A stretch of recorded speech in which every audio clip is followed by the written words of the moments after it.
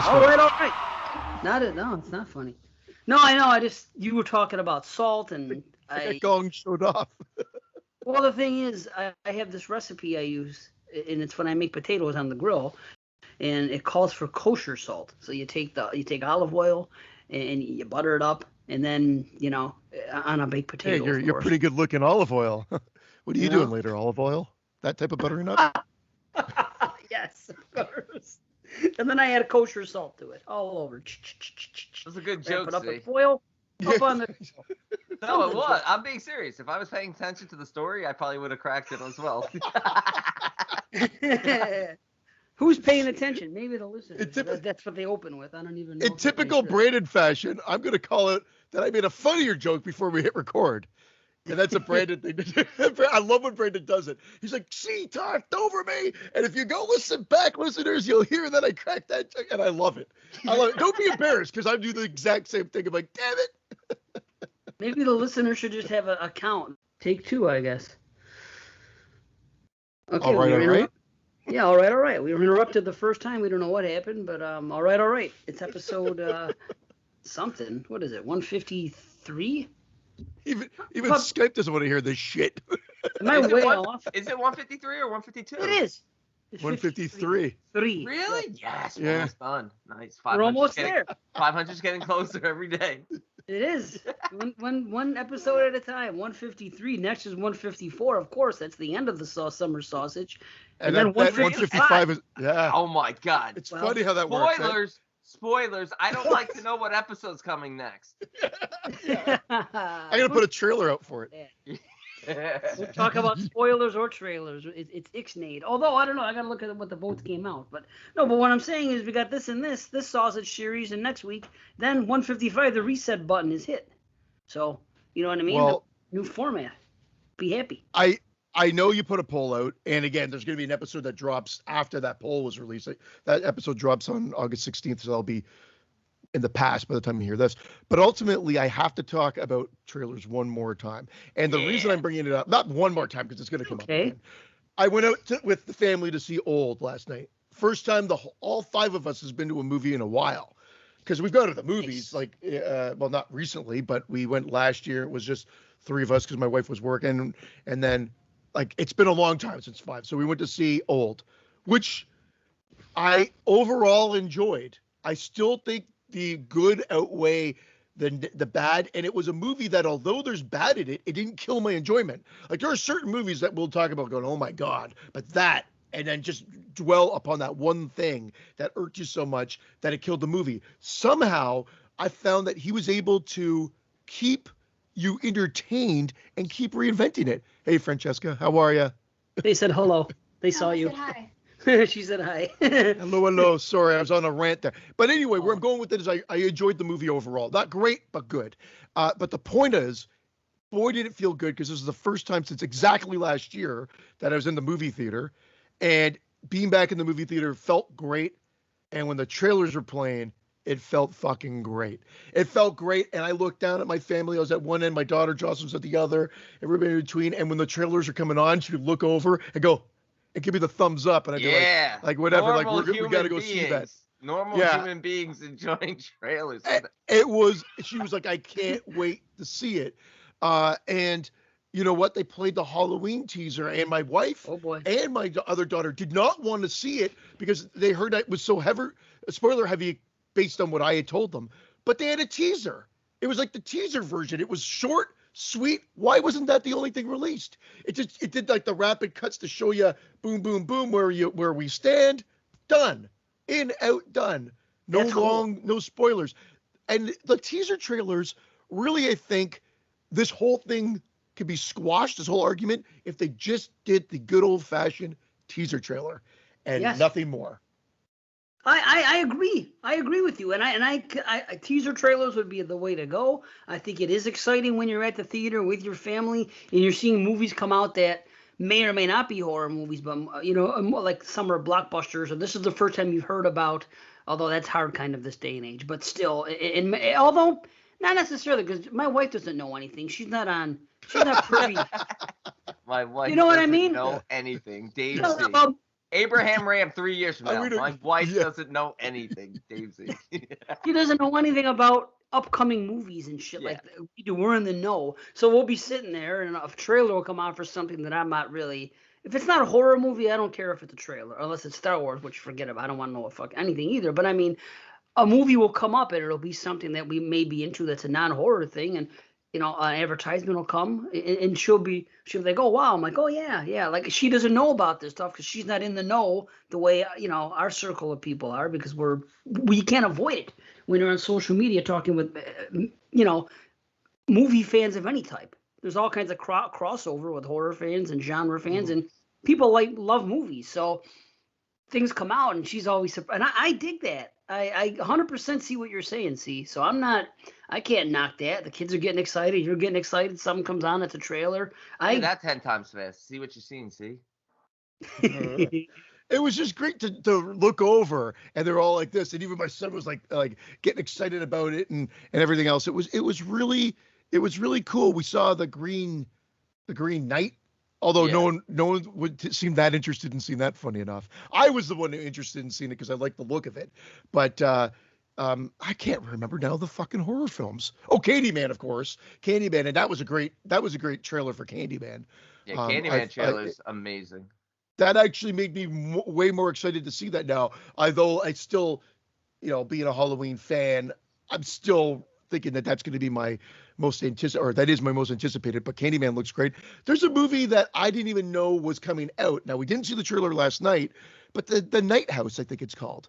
I'm sure everybody's heard of it. Stop. Because I have Hulu, it's the only thing I have that has commercials. I don't have commercials anywhere else, but I got Hulu, and I got to see that fucking Night House thing. Fucking that trailer looks garbage, and it looks garbage. Shit. I don't even pay much attention. It looks generic as fuck. And that's what I thought. When I saw the trailer, I'm like, this looks generic as all hell, like it pretty much as fuck. And then I read up on it, and then people were saying, is this the one that debuted at Sundance last year? People were saying it's scary as fuck. And I'm like, I haven't even heard boo about this movie. Have you guys heard anything positive about it? Because it does look the only review I heard was boo. So I did hear boo about it. Boo. No, like Dave. It might be because of Hulu, because I have Hulu as well. But I've only seen the trailer probably half a dozen times. But I haven't heard anyone talk about it. I didn't read any reviews on it. But I just thought that trailer just kind of made it look like a generic supernatural ghostly in the house. Well, the only trailer I've been seeing ad nauseum is that one with Ryan Reynolds now, the superhero sort of. Or whatever that movie is, that Yes Man guy. Or whatever, or Free Guy. Yeah. Yes Man. And I've been seeing that over and over and over again. But anyway. What?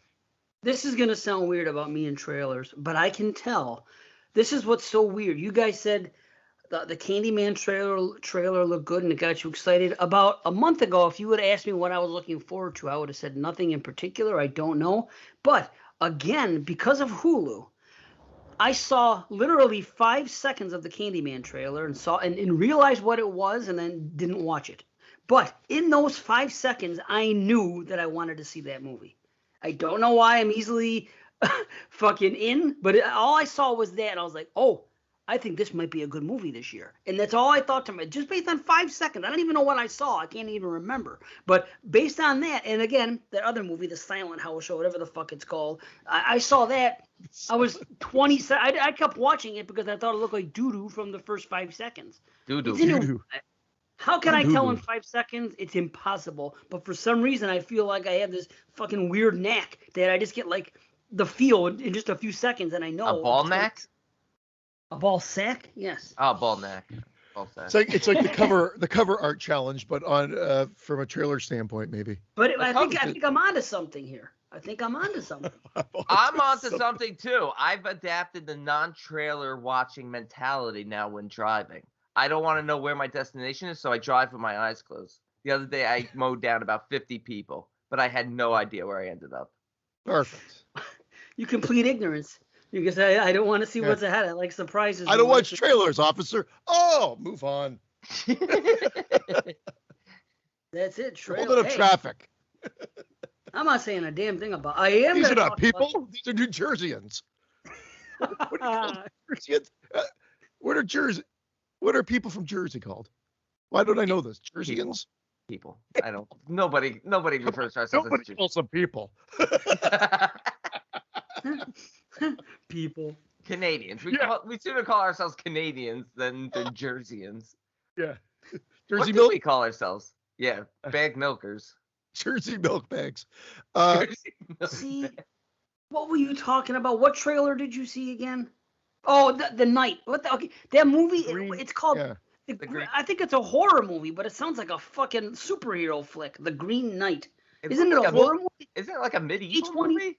It's a medieval It was movie A24. that seems to have it seems to have like some like horrific overtones, but definitely more fantasy and medieval. Oh, I thought it was a horror movie because everybody we know are talking about it. And it said A24. Of course, I'm in the dark, so I didn't know. But the title didn't sound like a horror movie. But I'm like, I assumed it was because everybody was talking about it and mentioning A24, the Green Knight. I'm like, tired of people blowing A24. They're good.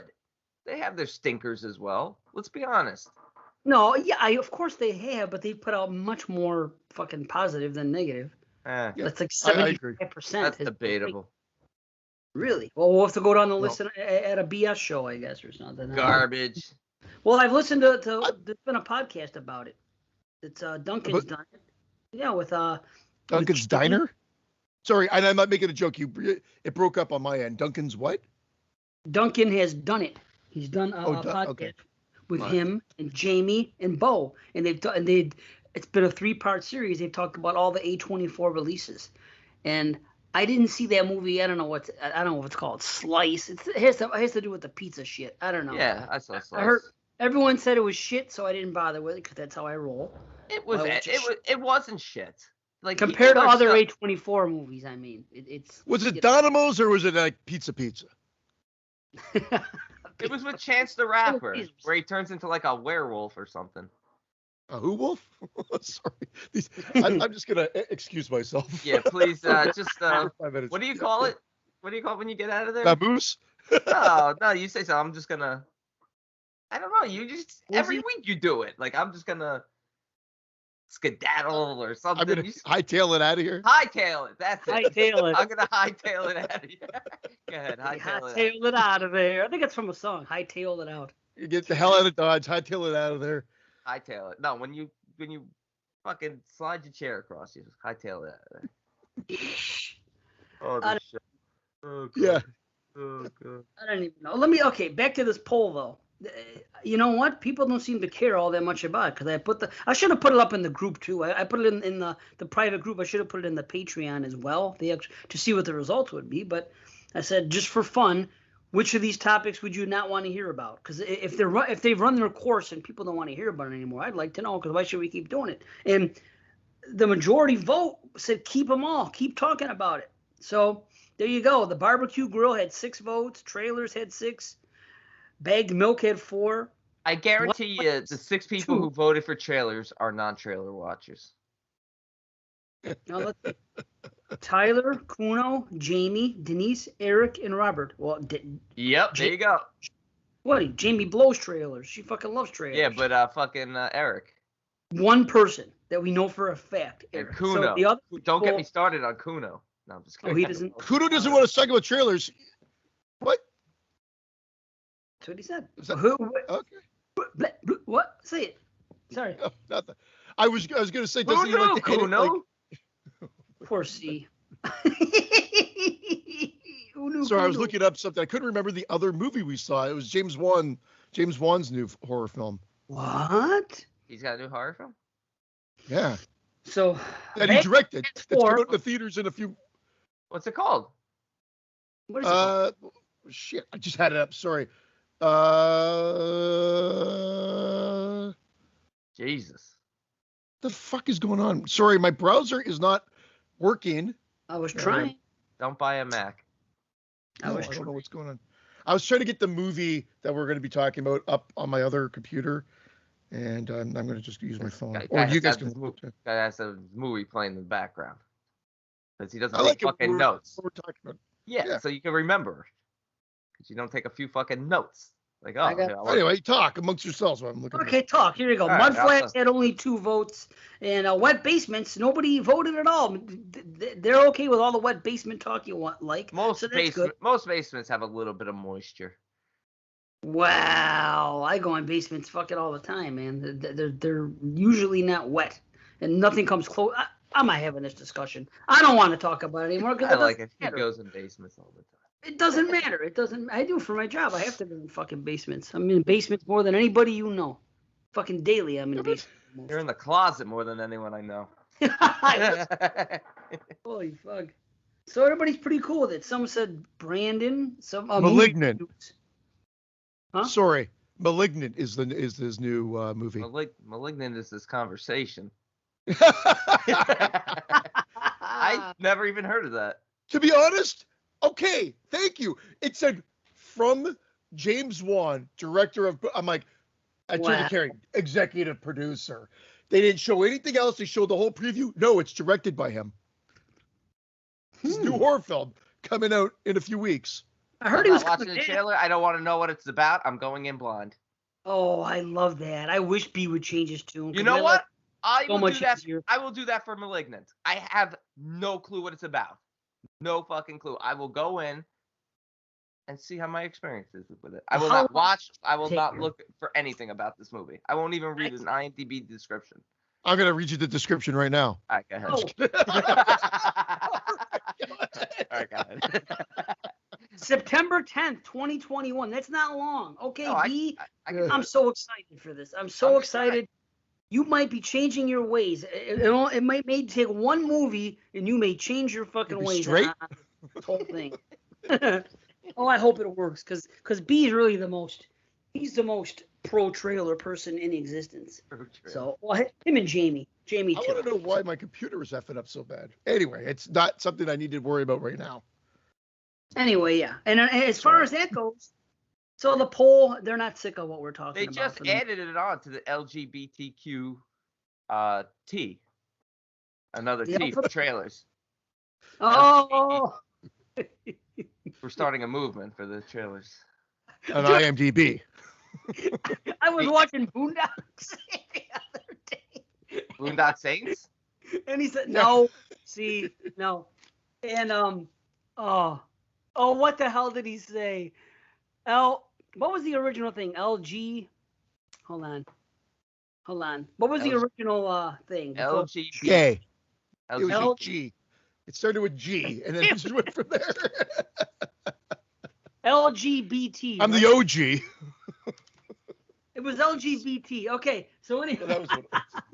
The guy said something about LGBT because he offended some kids because him too. He used the term gay to some kid dancing in class, and it got recorded. See, the Boondocks came back in 2014. They might have gotten canceled because they were saying. But anyway, they asked the little kid. They go LGBT, and he goes, "What is that?" And he goes, what the hell did he say? A gay bacon, lettuce, tomato, or something. He said. That was fucking crazy. Gay. Oh shit!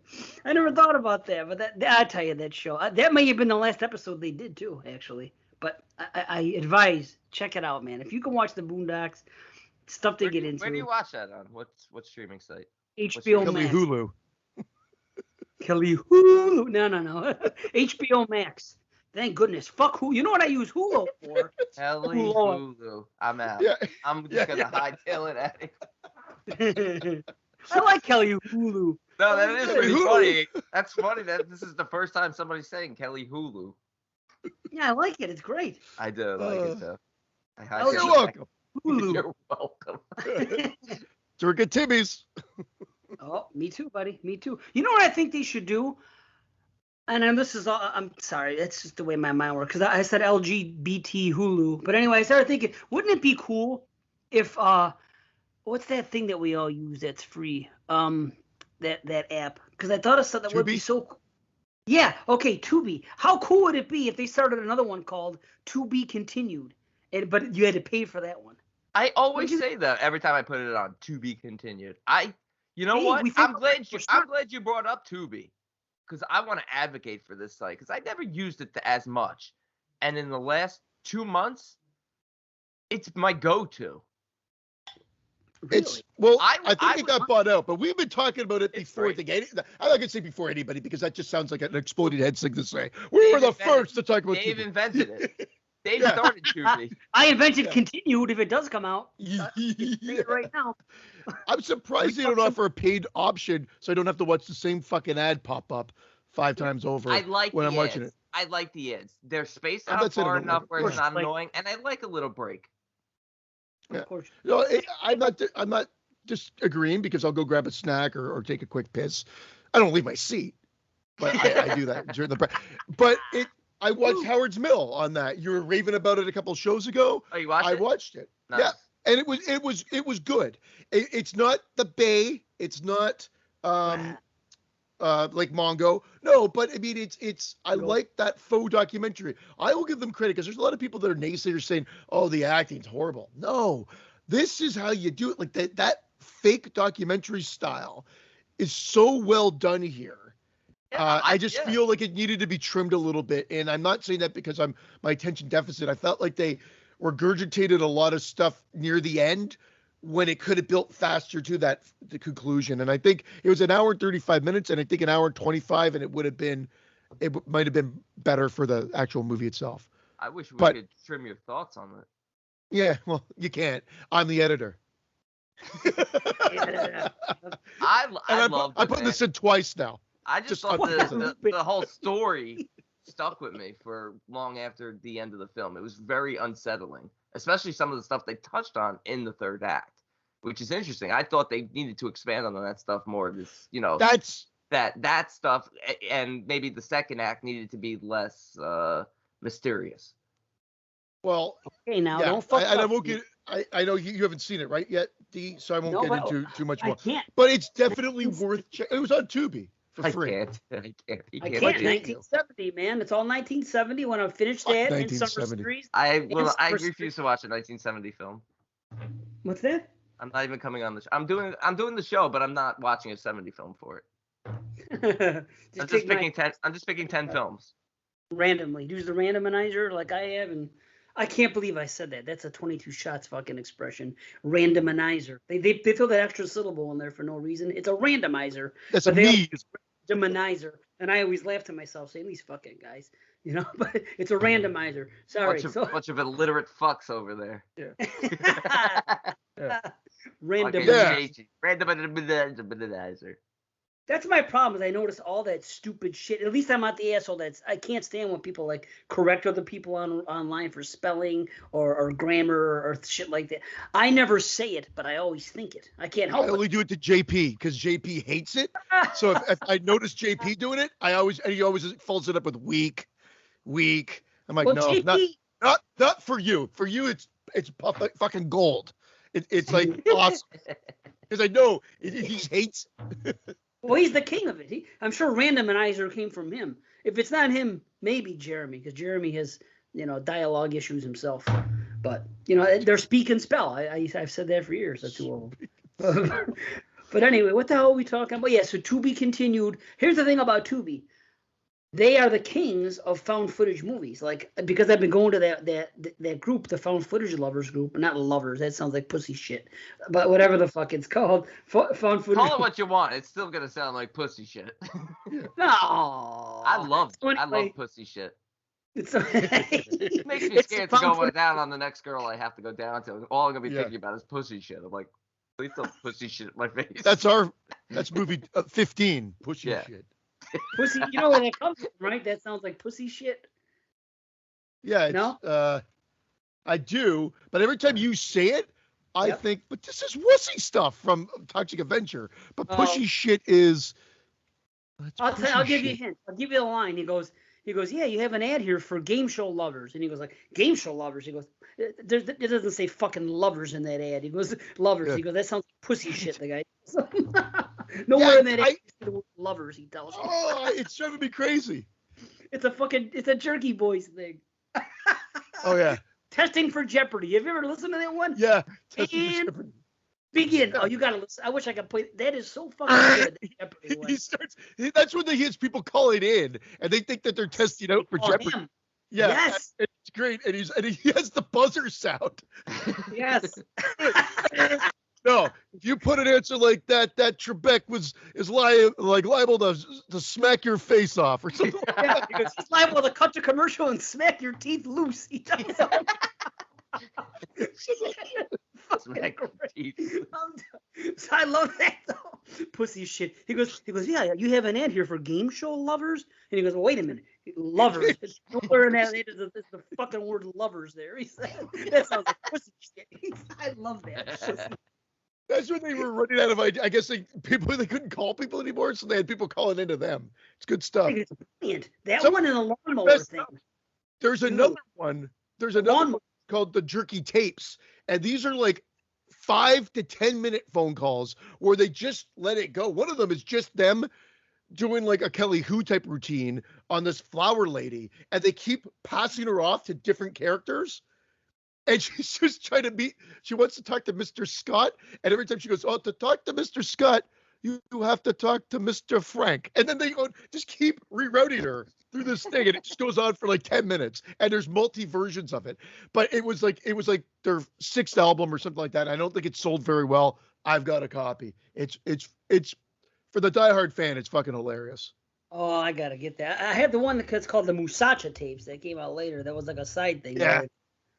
You know, in the original cassette, you can't find stuff on the original Jerky Boys cassette from fucking 1991 that was circulated. There's stuff that was never released to the public on CD or anything that was only on that bootleg cassette that I still quote to this day. Some great shit.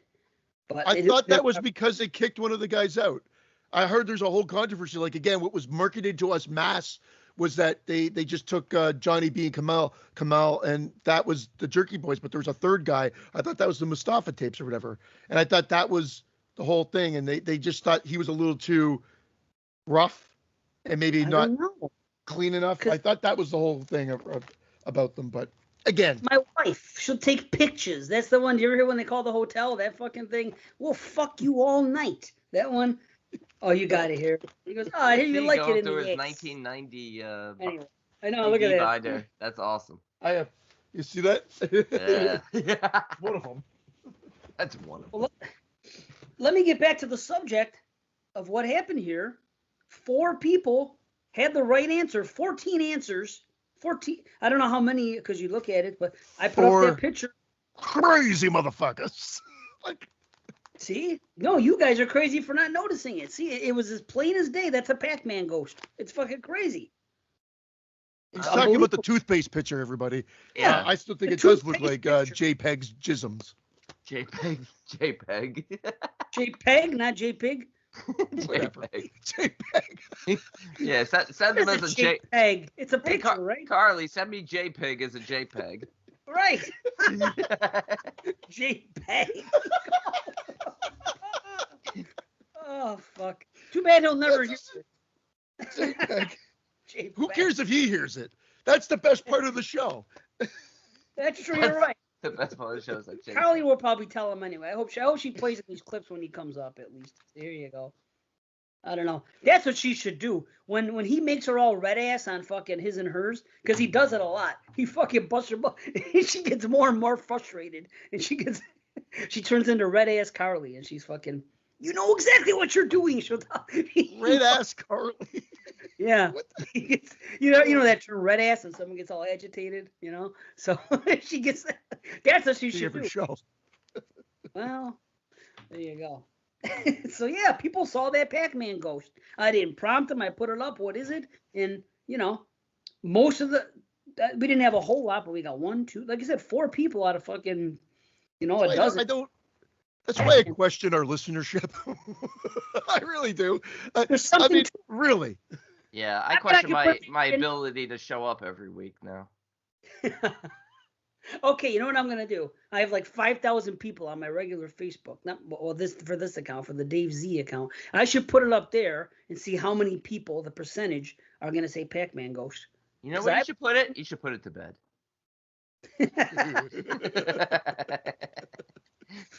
Oh, you're probably right. No, she blows the jerky tapes. That's I'll try to turn them into MP3s, and I'll send them to you.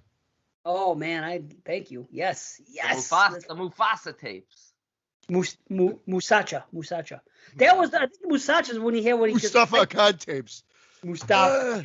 Hey Michael. Hey Michael, he said. Is this Michael on the phone? And then there's just silence. And it's just that shot from Halloween when he's just Oh, that fucking shot. Yes. for the whole duration of the CD.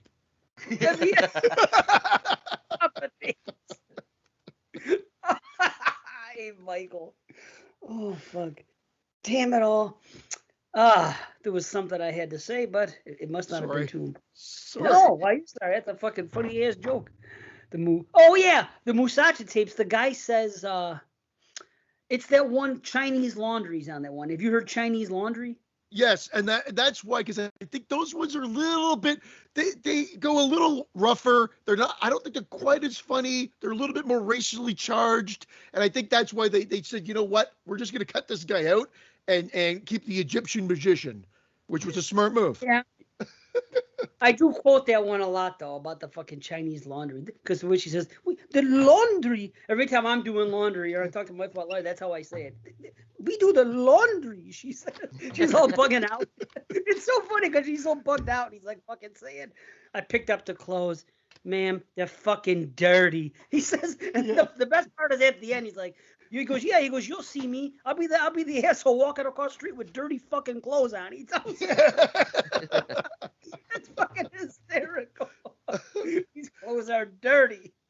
He does get a little too hardcore because at one point he goes, take the fucking chopsticks out your ears or something like that. So in this current climate, racism is not funny. So in this current climate. It is to me. Unless you're in Alabama, where these tapes are flying off the fucking shelves. Or Poughkeepsie. It is funny to me though. Even if you're making fun of me, an Italian, I don't give a fuck. Everything is funny to me, and I'll leave it at that. To me, it's just like what's his name said, George Carlin. Everything should and could be joked about, and that's all there is to it. And people have different opinions nowadays. I get that. That's nothing wrong with being sensitive, but comedy is still comedy. Like if I got funny thing about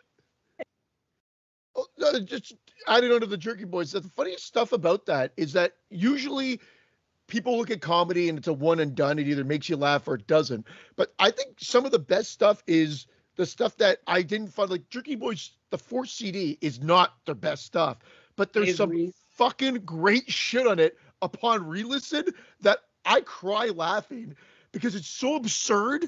But the first time I heard it, like the Little Elves one, if you listen to Little Elves, it's about this guy that said he had a huge party the night before, and the Little Elves is a cleaning service, and he wants them to come. But then he's got like all these cartoon noises about people like bashing him over the head with like a hammer and stuff. Yeah. And it makes no sense, but it's comedy genius. And he's laughing during the call. And it's more her being on the phone and staying on the phone and her reaction to it. It's almost like she knows it's a joke, which initially takes away, well, why would you do it then? It's not funny then. It's only funny when they are not in on the joke. But for some reason that one works. And I don't know why I'm dissecting the Jerky Boys so much, but Little Elves, check it out. You're either going to find it funny or like Brandon, you're going to want to just dive and Gordon yourself out the window. I want to fucking hightail it through the window right now. Hightail it. Gordon style. Hightail, Gordon wagon. Get the lawnmower one. Get the lawnmower one. The lawnmower, the chainsaw. That one is fucking great. If you know that one, and I'll leave it at that. If you can get the lawnmower thing when they call in, and the guy selling fucking a lawnmower and a chainsaw and a log splitter in the fucking. Yeah. You know that one? See? Yeah, the log splitter. He goes, I put the lawnmower in the log splitter. You put the what? Yeah, I put that fucking thing in the log splitter. No, that's a different one. This is the guy tries to buy them, and he goes, yeah, and he goes, if I didn't know any better, I'd say you was a regular jackass. Oh yeah. That's okay. Great. I like him too. Big old badass Bob, the cattle rustler. Yes. Yeah. Yes. Anyway, God damn it, woman, you listening to me? Stop yelling at me. I'm a good man.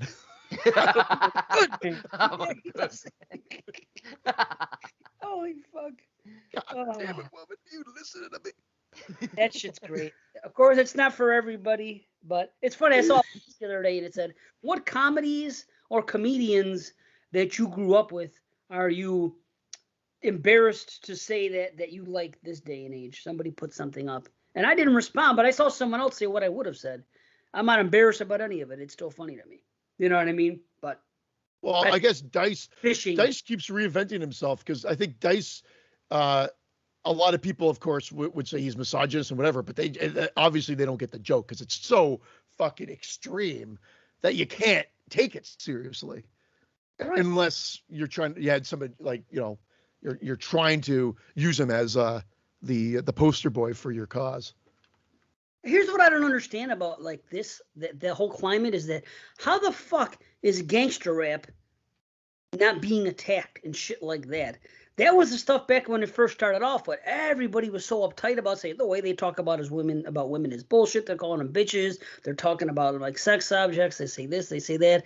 I have a feeling this still goes on in the fucking rap world, yet they never seem to be under fire. Isn't that strange? I was thinking about this earlier. How come you hear about movies and stuff from the past and everything else and everything's under fire, but nobody talks about gangster rap or rappers? Weird, isn't it?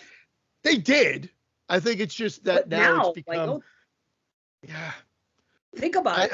I have a theory, but I'm not clean up into it now. The current climate of rappers now. The garbage that's out today. It is. They got to worry about that garbage before they go back to the old school and start dissecting that. No, what I'm saying is the stuff that's out now. Even don't they still do that? I don't listen to it anymore, but I assume that there's. You can't understand what anyone's saying anymore, so they could be talking about smacking bitches and killing hoes, but they're mumble rappers. You remember, like, was it Schoolie D? Pussy ain't nothing but meat on a bone. You fuck it, you suck it, then you leave it alone. Yeah, fuck it. Yep, pussy ain't nothing. Yeah, Schoolie D, absolutely. Yep. Yeah, another song. That was a school I went to, Schoolie D. Fuck yeah, man, Schoolie D. And I failed. Yes. So you never made it to you never made it to Cooley High. Yeah, I did. Straight from the Cooley High. You were dead I was there. Yeah, I know. Fuck. Schoolie D. Yeah, I love Schoolie D. I don't know if you guys watched Aqua Teen Hunger Force at all. Did you? No. I know what it is, but I never watched it. Oh, it's fucking amazing. Well, I know what it is too. You know what? That's something. I was like, I know what it is too. Do. Anyway, yes. I don't know. I don't know if I have any notes about this show outside of what we. Oh, okay. Jesus, Christmas. Fucking mental case over there. I don't think I have any notes. Oh, wait. I remember something that was funny. I didn't use it when I should have. I was gonna sing that everybody that looked at my toothbrush and saw what they saw, they must have Pac-Man fever, Pac-Man fever. I wish you didn't add that. Yeah, cut that out. The joke had lost now. It's too late. I should have used it earlier. I don't know if the joke was ever really there. Yeah. Well, I was just trying to make C-pop for Pac-Man fever. C-pop. I love I do like it's Pac-Man K-pop. fever. It's C-pap. C-pap. C-pap anonymous. Man. I don't even know what these things are, C-pap and K-pop, but I know they exist. One's a machine, isn't it? K-pop is Korean pop music. C-pap is a machine to help you breathe at night for those who stop breathing at night. Okay. Just to add on to your discussion earlier to get us off this fucking tirade of whatever, the response to the gangster rap. So they came out with the movie. I don't know now. Time is frozen. I don't know if it's 3-4 years ago. Straight Out of Compton, right? Yeah, of course. Yeah. I mean, they recreate, and that was a big hit. I like that movie. It was a great movie. But let's be honest, they sugarcoated a lot of things, and they sweetened it up a little bit to make sure to make it a little bit more mainstream, right? Like it was a great movie, but I'm pretty sure that they were very hated at the time. What are you talking about? Who was hated? NWA, except by fans. I love not Hulk Hogan. Not Hulk Hogan. Oh, that's not Hulk Hogan either. That's NWA. No, but NWA, they showed people protesting, but they still had all their fans. It's an accurate thing. They still sold out arenas and whatnot. They were huge. Oh, they were huge, but I think they were bigger because of stuff they didn't get into in the movie. And I don't really, I guess we don't want to deep dive into it right now, but I think there was a whole white culture factor that they ignored in the film as well, of why they became so popular within like, suburban white neighborhoods as well and everything else. And that, sorry. No, I'm sorry. Because they were the first to have that many curse words in fucking that short a time on any song. Because I can tell you from experience how it happened.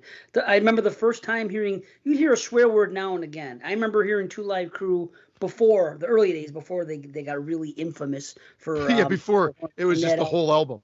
Yeah. Right.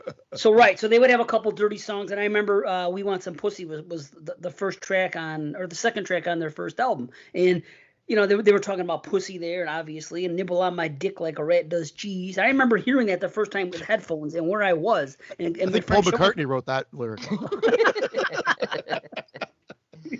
And being shocked. And then Ice-T came out. And he was like the first real gangster rapper from LA. And I remember first hearing about him. He had an ad on Thrasher magazine, which was a what do you call it? A skateboard magazine. And there was an ad for his album, which was coming out soon, Rhyme Pays. And that was 86 or 87, whatever it was. So that came out. And then there was a couple MFs in there. And then you'd hear an MF now and again. Run DMC dropped one, LL Cool J dropped one. You would hear them. And then Eazy-E Solo actually came out before NWA, and that was starting to take it in. Easy Does It? Easy Does It. Yeah, that's a great album. Yeah, well, that's what Boys in the Hood. Huh? That's what Boys in the Hood, his version, Boys in the Hood. Yes, that was on that album. That's great. That's a great track. I thought that was on Easy Peasy. Japanese. No. Or Nice and Easy. Did he do Easy Peasy and then follow it up with Lemon Squeezy? Yep. It's the same guy. My dad always says that line from Shawshank Redemption: "Easy peasy, Japanesey." Because that's what the guy says in the movie. Yeah, he's been saying it for fucking years. So anyway, NWA. So now I heard of NWA because Eazy kept referencing them on his Easy Does It. And we're like, okay, what's this? Another album came out, NWA and the Posse, but it came out a little later, and it was different type stuff. But when Straight Outta Compton dropped, I remember taking it home and putting it in my fucking tape deck and sitting in my bedroom with my friends and listening to it, and my fucking jaw dropping at fucking how many MFs and F-bombs were coming out in this short of a time in a 3-minute song. I just remember being flabbergasted by it, but oh wow, this is a whole new level. And I remember having to use Benny. Oh wow. Oh wow. Yes. Yeah. But that's what I think it is. They took it to the next level. Guys, are your jaws dropped? You just said motherfucker 30 times. NWA was my favorite airline at the time. Straight out of cockpit. Oh my god. That's a good one. I like that. Straight out of Compton. I like how White C sound when he said they came out with a movie just a few years ago. Straight Out of Compton. He said it was great. Not Straight Out of Compton. Out of Compton. He sounded like the where I was going with it is I feel like they sugarcoated that thing so much to make it mainstream appeal. Just like their albums were raw. I love I liked a lot of their stuff. I actually was a bigger Eazy-E Solo fan and Ice-T fan than I was straight up NWA. But I did like a lot of NWA. I owned 2 of their albums anyway. I don't even know how many albums they have. Were you a big fan of the HIV Eazy-E or pre-HIV? Automobile, that was like their second album or whatever. Sorry? Were you a big fan of the HIV Eazy-E or pre-HIV Eazy-E? I don't. He probably had it. A touch of the HIV anyway. Where I was going with it is that movie I enjoyed, and then I was trying to get onto a whole different thing where, how we say they don't make movies like that anymore. Well, did you guys watch The Dirt? If you haven't, about Motley Crue. Yeah, about Motley Crue. Yeah, it was good. Yeah, I've watched that movie like 4 times now. I'm shocked that movie came out when it did, because I feel like that movie does a lot of the things that you would expect. Well, I mean, it is a lot of the stuff in the book, and they even sugarcoated that too. They took a lot of stuff out to make them at least likable or somewhat likable because they were crazy. And you most likely wouldn't want to watch a movie about what they were really doing all the time. But I think they at least allude to a lot of the craziness there. But from a misogyny standpoint, you're talking about gangster rap being like, why is it not being targeted? I'm surprised that movie came out on Netflix with very little like hate attached to it, because I think it borderlines on, in this day and age, that it's a movie that probably we wouldn't see being made.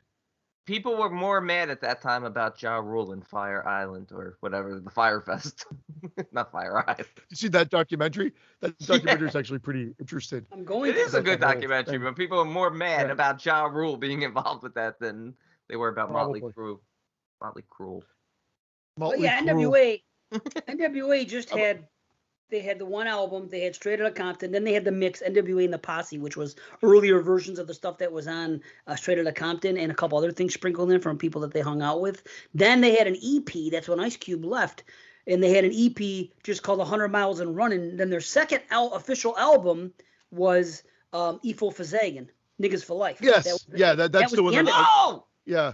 And that was so I had Straight Outta Compton in that one. I didn't have the other two. That one was yeah, and that, I mean, I remember thinking it was funny, but I didn't really take them seriously because I just thought it was like joke. The second half of that album is a lot of sex stuff, where the first half more straight gangsterism. Yeah, they went a little bit more. There was a little more jokey stuff in the second half, but again, here's the reason why. Ice Cube was the main lyricist. Okay, he wrote a lot of the lyrics. Ice Cube split after Straight Outta Compton, so these guys started writing their own stuff, and they just didn't, they couldn't write a full album just full of straight up gangster stuff, and I think they just joked on. But here's the weird thing: then Dre moves on to do his Chronic, and then he comes out with an amazing fucking thing. So, but again, I remember when Dre's album first dropped, it took me by total. So did Cube's. Kid came back from the store one day and was like, "Look at this, Ice Cube." And I'm like, "What the fuck?" I didn't even know he left the band, because see, that was the age of innocence back then. We didn't know every fucking thing that happened. We didn't know that Ice Cube split on fucking NWA. So we saw this thing. Ice Cube's got a solo tape. Okay, we got him listening. We loved it. Didn't mention NWA once and didn't diss him. So okay, whatever, interesting. And then his the shitty part of that is I had a can of Coke. I put it in the thing and I stick it his fucking cassette tape in here. Shit's not making my drink colder. Fucking Ice Cube. Good night, everybody. Fucking just hightail it fucking straight through a fucking shard of glass, please. A Chardonnay was warm for weeks. Well, then the same thing happened when Ren came out with that album, but it was under Ruthless Records, and it was the production with Dre still. It was a good album. It was an EP, actually. Kiss My Black Ass. The other guy. So anyway, that came out. He's fucking awesome, Ren. See, here's the weird thing. When Dre came out with the solo album, The Chronic, the first time we saw that, my friend saw that at the store, same thing, came back, goes, "Look at this. There's a Dr. Dre solo album." First thing I thought is, wow, Dr. Dre isn't that fucking... He was not that accomplished a rapper to be having a solo album, I'm thinking. He was always like the third guy on the track. And he was a doctor. He's a doctor. He's a producer, yes. He was a podiatrist, I think. So we saw this album, and it was called In Bud We Trust. It wasn't even called The Chronic. I don't know how many people know this, but the early pressings. Or care. I thought it was called In Bud We Chud. But anyway, the same thing happened with Dre. I was surprised to see that he went solo, and then he was smart enough to bring Snoop on board, and then he took off even more. But it's so weird to look back on it all, because and then the other guy came out with an album.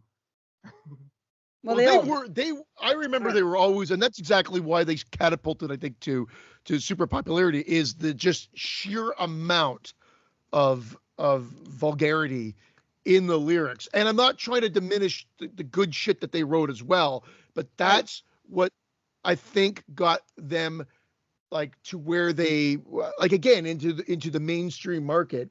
And again, no publicity is bad publicity, because there's such a shitstorm on them. I think it just put a nice big spotlight. And thank you. When did when did Ren at what point, they didn't cover this in the movie, when they split up, when did Ren meet up with Stimpy? See, there's so many things left out of that fucking movie. Yeah, that fucking movie. Oh, fuck. Where I was going with it is I think I like biopics. And I was really talking about the movie factor, not the whole fucking history of the band. You don't But call I them feel like they biopics? sugarcoated that there. And I don't remember a big outcry or an outrage about them, considering it was about gangster rap and their upbringings. Was there an outcry when that movie came out? I don't believe so. Maybe there was. No, of course I don't not. believe it. When the movie No, came out that's what 3 I'm years saying. ago? 4 years ago? There was no outcry. No. Yeah. But that's what the point was that he's like, why, That's what I'm like saying. Dave says, why is there not a big like backlash against Well, I gangster know rap? the And I'm like, answer. well, I that's have a theory, but I'm not going to talk about it because it's a political thing. But I have a feeling, but I definitely have a theory. I think I'm not even going to say it because I don't want this to turn into that. But I think there's a reason. Oh, you think because of Trump saying you could grab the world by the pussy, everything's opened up and okay to do? Grab the World by the Pussy was MC Ren's second album. Yeah, it's Ice Cappuccino's new album coming out. Oh God! Because I'm just gonna hightail it out of here. Yeah. Because the group that Trump's has guesting. things like that usually is aligned with a lot of people from their club, and they don't want to alienate them. That's as simple as I could put it without getting controversial about it. They're usually on their side in many other topics, so they don't want to turn around and say, hey, this type of music from this type of people is bad, because that might cause a rift in their plan. So anyway, it's just odd to me. But True Life Crew is a whole other story. And that much of the PMRC. And speaking of that, and I'm taking it back to Hulu. Have you been watching American Horror Stories? Because they actually did a thing about Tipper Gore and having that thing going on. They played it well. Did you see it? No, I haven't seen it. Oh, dude, all these fucking 2021s you're watching, you are missing out on fucking Ryan Murphy can do no wrong. I will say it again. I am loving American Horror Stories. Oh. And not every show is a fucking knock out the park. Part 1 and 2 takes you back to Murder House. It's the first two. The third one is about not a haunted, but a drive-in, like watching a movie that makes people go crazy and kill each other, whatever that stuff is called. What are they, solo episodes? Yes, except like I said, the first two are connected, but they're solo they're so fucking brilliant in that, you know how they do with the intros on American Horror Story, the opening credits roll. Each one has their own individual one for the fucking pertaining to what's going on in that show. They are so fucking, I'm having a blast with them. And then they just had the latest one they did. Well, not the latest, there's been one since about pregnancy. That was good too. But there was another one before that was, in my opinion, it's one of the people that say you can't make a good Christmas slasher anymore. I'm more willing to probably watch that when Christmas time comes this year than the newer Christmas slashers, which I've been okay with. I liked Red Christmas and I liked the other one. What's the? Sorry, he's watching movies. The damn Jerky Boys thing is playing in the background. I don't know how to stop it. Amazing. Is it going to show up on the show? Are we talking over the Jerky Boys? I don't know if you can hear it. No. Are they talking over us? Well, you never know. I mean. Wait, American Horror Stories? I thought that was on Netflix. No? No, Hulu. That's the only reason I'm watching Hulu. Oh, okay. Yes. It is on Netflix too, though, now. The new episode. Well, it's on one of those. It's on Prime or Netflix because the 1984 season's out, not the new one. That's the show. That's different. Yeah, he's talking about the new thing, the American Horror Stories. Stories, plural. But I'll tell you what. I have a feeling that this was supposed to come out when this is my theory, and I think it makes sense. They were I don't think that they were planning on being able to have an American Horror Story season with COVID. So I think this was originally going to replace it. And this is why I'm going to tell you this. Because the second episode, they usually start in September, right? Or late August, whatever. Okay. The second episode on Murder House Part 2, whatever it's called. It's not called that, but I'm just going to say that. The second episode on Murder House took place on Halloween. You know they always have a Halloween fucking related episode, and they're always great. So if this would have started at that time, that would have been then. Then another episode that followed, 2 later, was a Christmas episode. Maybe I'm thinking too deeply into it, but it seems like, you know what I mean? It could be playing into that they were just going to release these around those times. I don't know. It seems like you're playing too deeply into it. Maybe, but Halloween and then Christmas a couple episodes later, you know? See, what the hell are you doing? Nothing. Fucking. The cat just scared the shit out of me. Show me its butthole. So I wanted to ask you guys something. Ask. Talking. I think this will be fun in the time we have here. I think that if we're going to do, because you guys started saying that there's going to be another possible summer sausage thing next year, and you guys were entertaining the Hellraiser franchise as being one of the two, because we would only have to take it from the fourth movie on, right? Okay. So now, how many movies are there? Because I was trying. Did we really do Hell on Earth? I thought we just. Did we talk? I think we just alluded to that one. We did? I think we did. It's called the Hellraiser Trilogy Show. Yes. Yeah. It was all three. Yes. So let's see how many movies in Hellraiser, because I'm trying to find something to pair with, and I thought it'd be fun to look. I think we alluded to you being on that show. To me being on the show? Christian, because he doesn't remember. Oh. I'll think about it. Hellraiser is a franchise. It says 10 films. So hold on a minute here. So Let's 7. see. So let me make sure that these people are right. Again, we're going by the Wick. I want to look and see now. By that point, another one might be out, right? Okay, so 7. But check it here: Bloodline, Inferno, Hellseeker, Deader, Hellworld, Revelations, Judgment. How many is that? 7. Is that What 7? about Heather? What about Heather? Hellraiser Heather? We're making our own with Heather. Heather. Yeah. Oh, Heather. Oh, yeah, that is her, Heather. I keep forgetting to use that. Yeah, term. Deader and Heather. Deader and Heather. What the fuck? So I thought 7. one was called Deader and one was called Dead World, but it's Deader and Hell World. Don't you think Dead World would have been better? I don't know. I don't. Maybe not. I don't know. So 7 movies, but okay. So it's either going to be 7 movies or 8, but we don't know yet, because when this new Hellraiser is coming out, by the way, it's going to be on Hulu. We don't know when it's coming out, so it may or may not be out. Kelly Hulu, yes. It may or may not be out by next summer, the new Hellraiser movie. So we have to try to find movies that have 7 in the franchise or 8. So I didn't do it. I typed it in. 7 and 8 franchises. Aww. What happened? My thing died for no reason. Hold on. My microphone. What thing? The microphone thing. Not my microphone, my AirPod. Whatever the fuck it's called. So you gotta go hardwired to self-destruct? Hardwired to self-destruct. No, hold on a minute here. Let's see. Let me try this one. And if not, I'll just plug the things in. That's okay. It's not the end of the world, jerky. All right. Why was there just a rate of jerky in there? Well, because my father once said that to some guy driving. He didn't say jerky though. He said donkey, not donkey, donkey, because that's how he would always say it. Donkey. Some guy got mad at my father driving, and my father for being too slow or not making a turn or something. And he says, he yelled at him. We were kids, and he goes, "It's not the end of the world, donkey." He told him. Donkey. What's that smell? Oh fuck! It's just funny, donkey. You guys know anyone that says donkey or no? Donkey fresh. Yeah, no, I don't know anybody that says donkey. I'm plugging this. I know that we gotta start getting into these movies, No, but we don't. Do we? Okay, What the we're fuck? okay. We got a little time. Scream still. Factory announced Killer Party and Deadly Friend. Yeah. People are going fucking through the roofs. I get it. Killer Party Party's has fun. Killer Party got a deserves good blue. Yeah. I'll Deadly pay Friend. 15 I get for it. There are some fans of Deadly Friend. I can't see that movie other than anywhere. Like, I'll watch it, but I watch it for a fucking laugh. Yeah. Like, I don't think it's a good movie at all. I listen to the show Okay. for that reason. Well, that's fine. But that I can't take that movie seriously.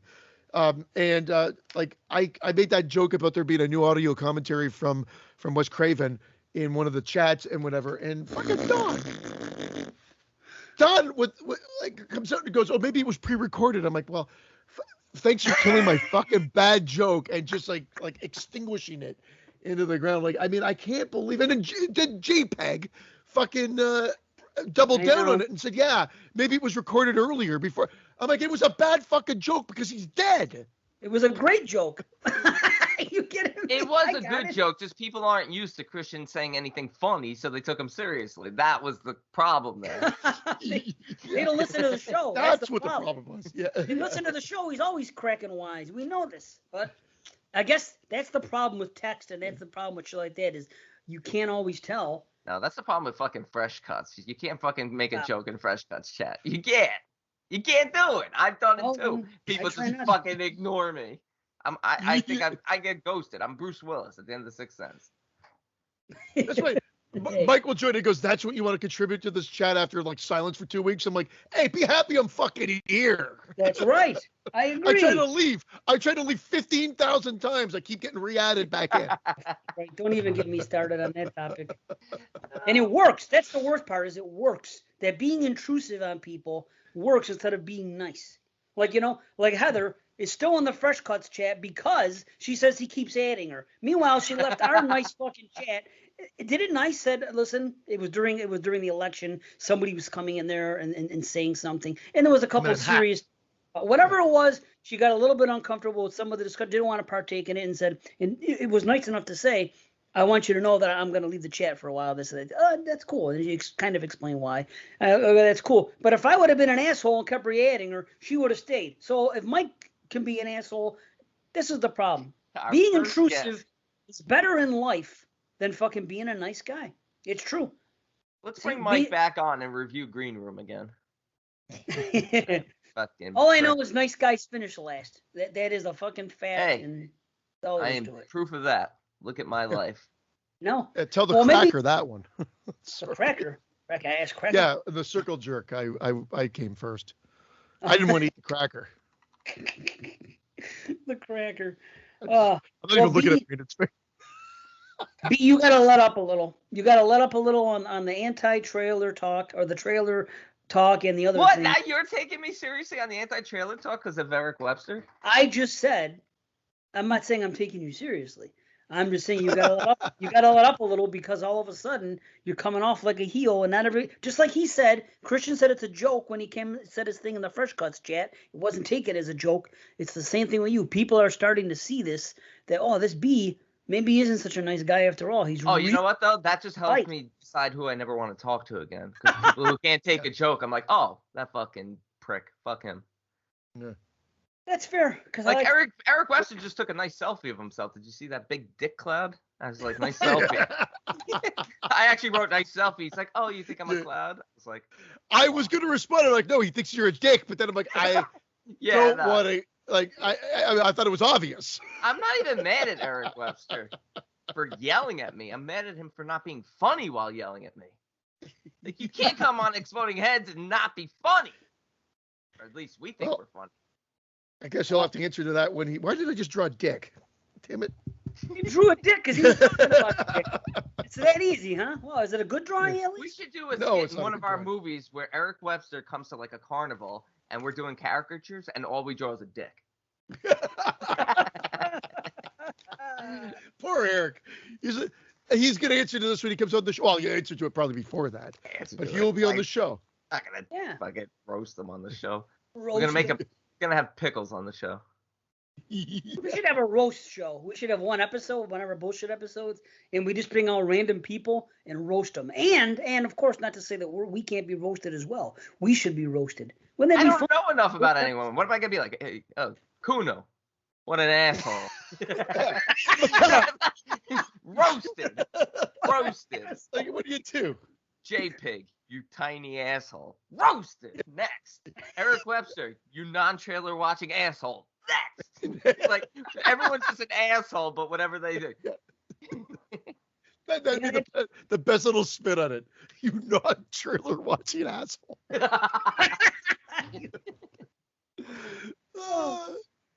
Okay. Next. Man, maybe we should be roasted instead. It's kind of funny, though. It would be an episode. Hey, what's the movie I'm doing? Malignant. Fuck. I really want to look it up, but I'm not going to. I'm really not. Don't do anything. I'm not. You don't have to wait long, at least. That's great. Now I'm really excited to hear this. How weird. Less than a month away and a James Wan movie hasn't been advertised? Like, I know. That's strange. Yeah, maybe, I was a little surprised by that too.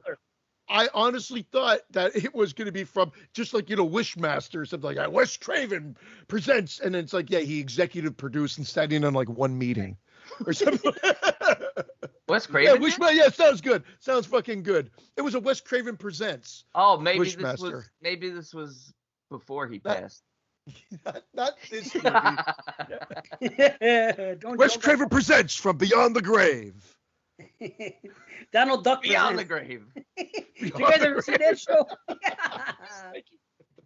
Beyond the Grave? Yes. So that would just be, that's the title. Wes Craven presents from Beyond the Grave. And then you're like, wow, that's horrible. But that's the actual movie.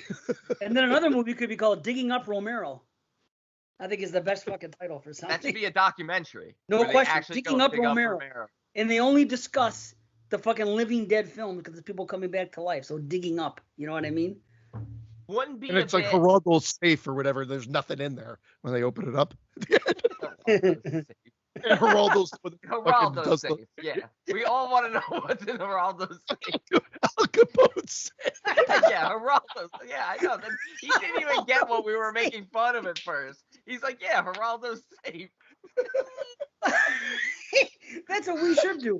If Geraldo dies, we should go open up his safe and say, what's good for the goose? Even better, we should have an Al Capone. We should have Al Capone opening up Geraldo's safe.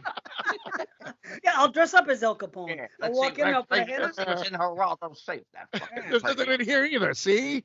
There's nothing to see, see? There's nothing to see. What do you think, Geraldo? No, turn about his fair play. The best is that Steve did not get it for like 5 minutes. He's like, yeah, Geraldo's safe. That isn't Geraldo's.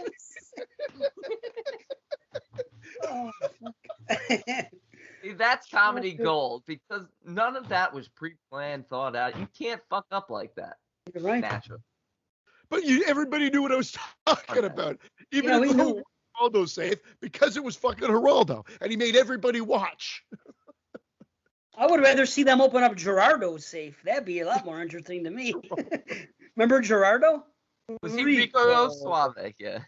I want to know if Gerardo ever did anything with Geraldo. If not, we should make that happen. Geraldo meets Gerardo. An interview show. About 20 years too late. That's why, though. That's why it's perfect. Everything old. Everything these days is about fucking. Things from the 90s. There's no uprising about Rico Suave. There's no uprising about gangster rap and can Rico understand Suave. what he's saying. No one understands what he's saying. Rico. Remember that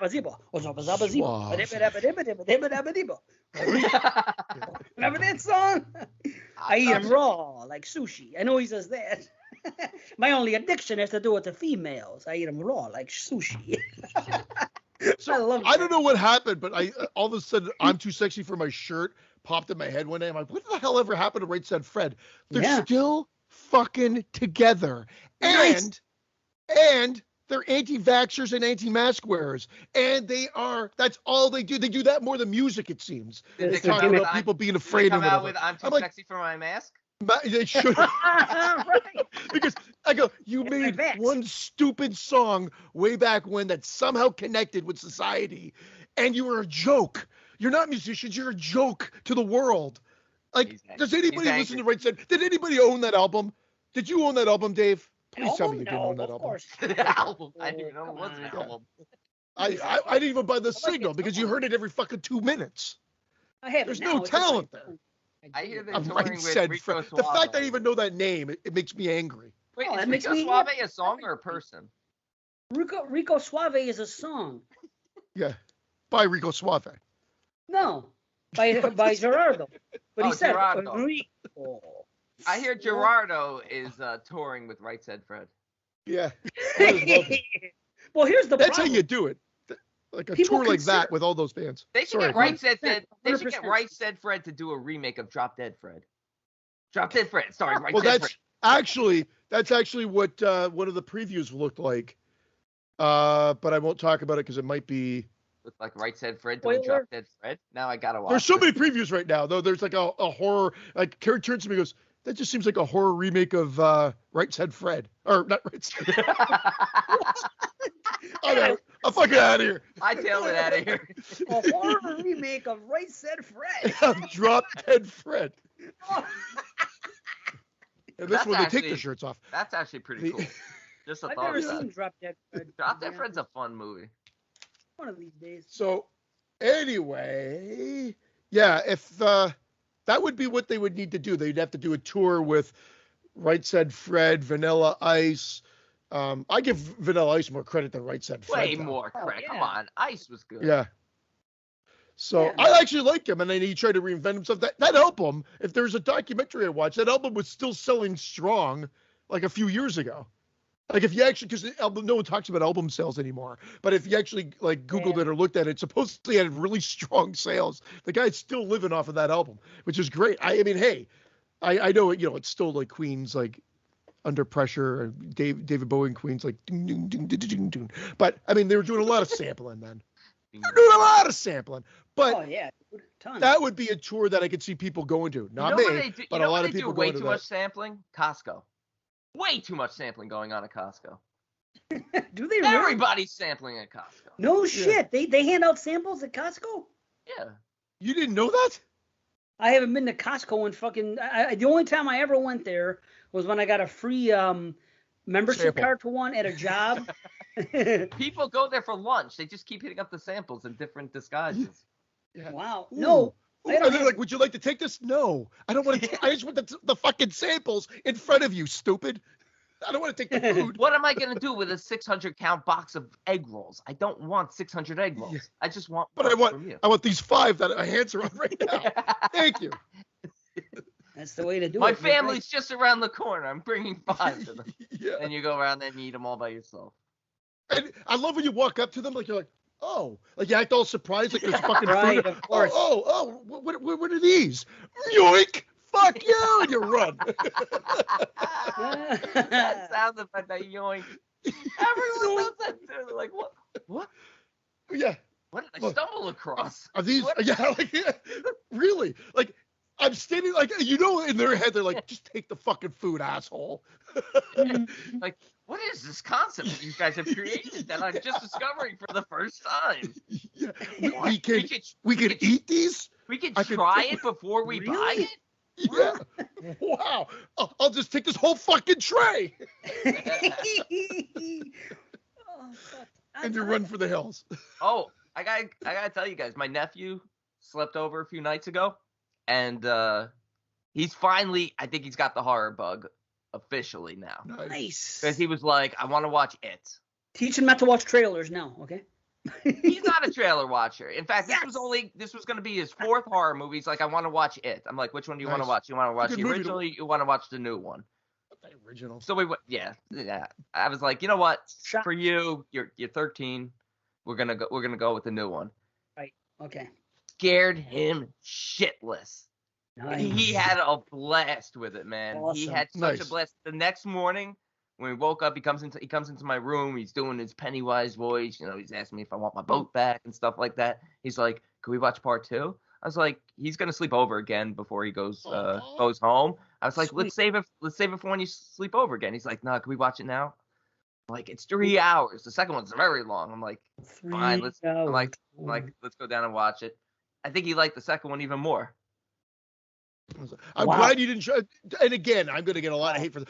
I'm glad you didn't show him the other one because you would have been asleep in fucking 10 minutes with the honestly, original 1991. Oh. I'm sorry. I like the original, but these Yeah. it chapter 1 and 2.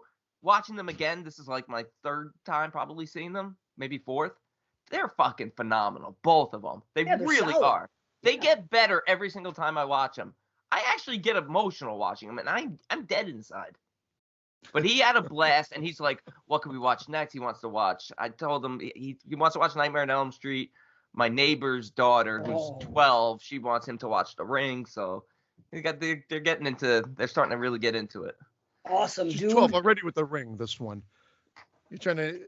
The Nightmare on Elm Street series is a good one too because I find that those ones Not have the series, moved just up more. part one. Well, the first one's scary as shit, but then Damn. and then the second one still retains the scares when you're younger, and Yeah. then the fantasy element I think keeps them interested for the rest. I told you my kids ended up liking some of the ones that I think are the weakest of the series. If you remember correctly, I think I said it on the show that they actually thought it pains me to say, but that Freddy's Dead was one of the standouts for them. And I was like, what? What? I love like that. my least favorite one. Well, I saw that in the theaters and I had a great experience, but I was, 10 when that came out? So like I'm putting on the 3D glasses and stuff like that. That was like, it was a great experience, but watching the movie now, the movie's garbage. Yeah. But at the I was time, done. Freddy's I was Dead. done after 4. And the funny thing is, so was Francesca. She watched 1, 2, 3, and 4. Yeah. And after 4, when I said, "Do you want to watch 5?" her question to me was, "Is it going to be more? Is it going to be more with those things, and they're going to have like comedy and stuff like that?" And then she asked me, and I said, "Yeah." And she goes, "Nah, I'm not really into it." She said, I'm good. So I'm good. even she felt the same thing I felt at her age at the theater. And that's the thing. I was saying something in a chat the other day, and I was saying, you know what? I haven't subtracted anything. Like, I keep adding on to things that I'll watch or that I'm into. Everything I liked when I was a kid, I still like now. Other people, they subtract things from their childhood and replace them with other things. Yeah. Me, everything I felt as a kid, I still am into, and I still feel the same way now. Like, I didn't like Nightmare 4 when I was a kid even. I don't like it now. Like, nothing has changed about me. Like, I've always been like the same person. It's weird. Like, but I'm still in everything I was into, all the music, all the movies. I still will watch and listen to them on the regular. See, that's weird. I'll still watch the movies, but I can recognize now that they're bad. Like the ones in particular, the late Freddy's. I knew they were bad then. That's what I'm saying. Yeah, see, I didn't. I enjoyed them because I was young and they scared me. They scared me. I don't know if I was scared by them, but I was intrigued by them, and I always would support them. Whether we called ourselves a mark, we didn't call ourselves a mark back in the day, but I'd go and watch them.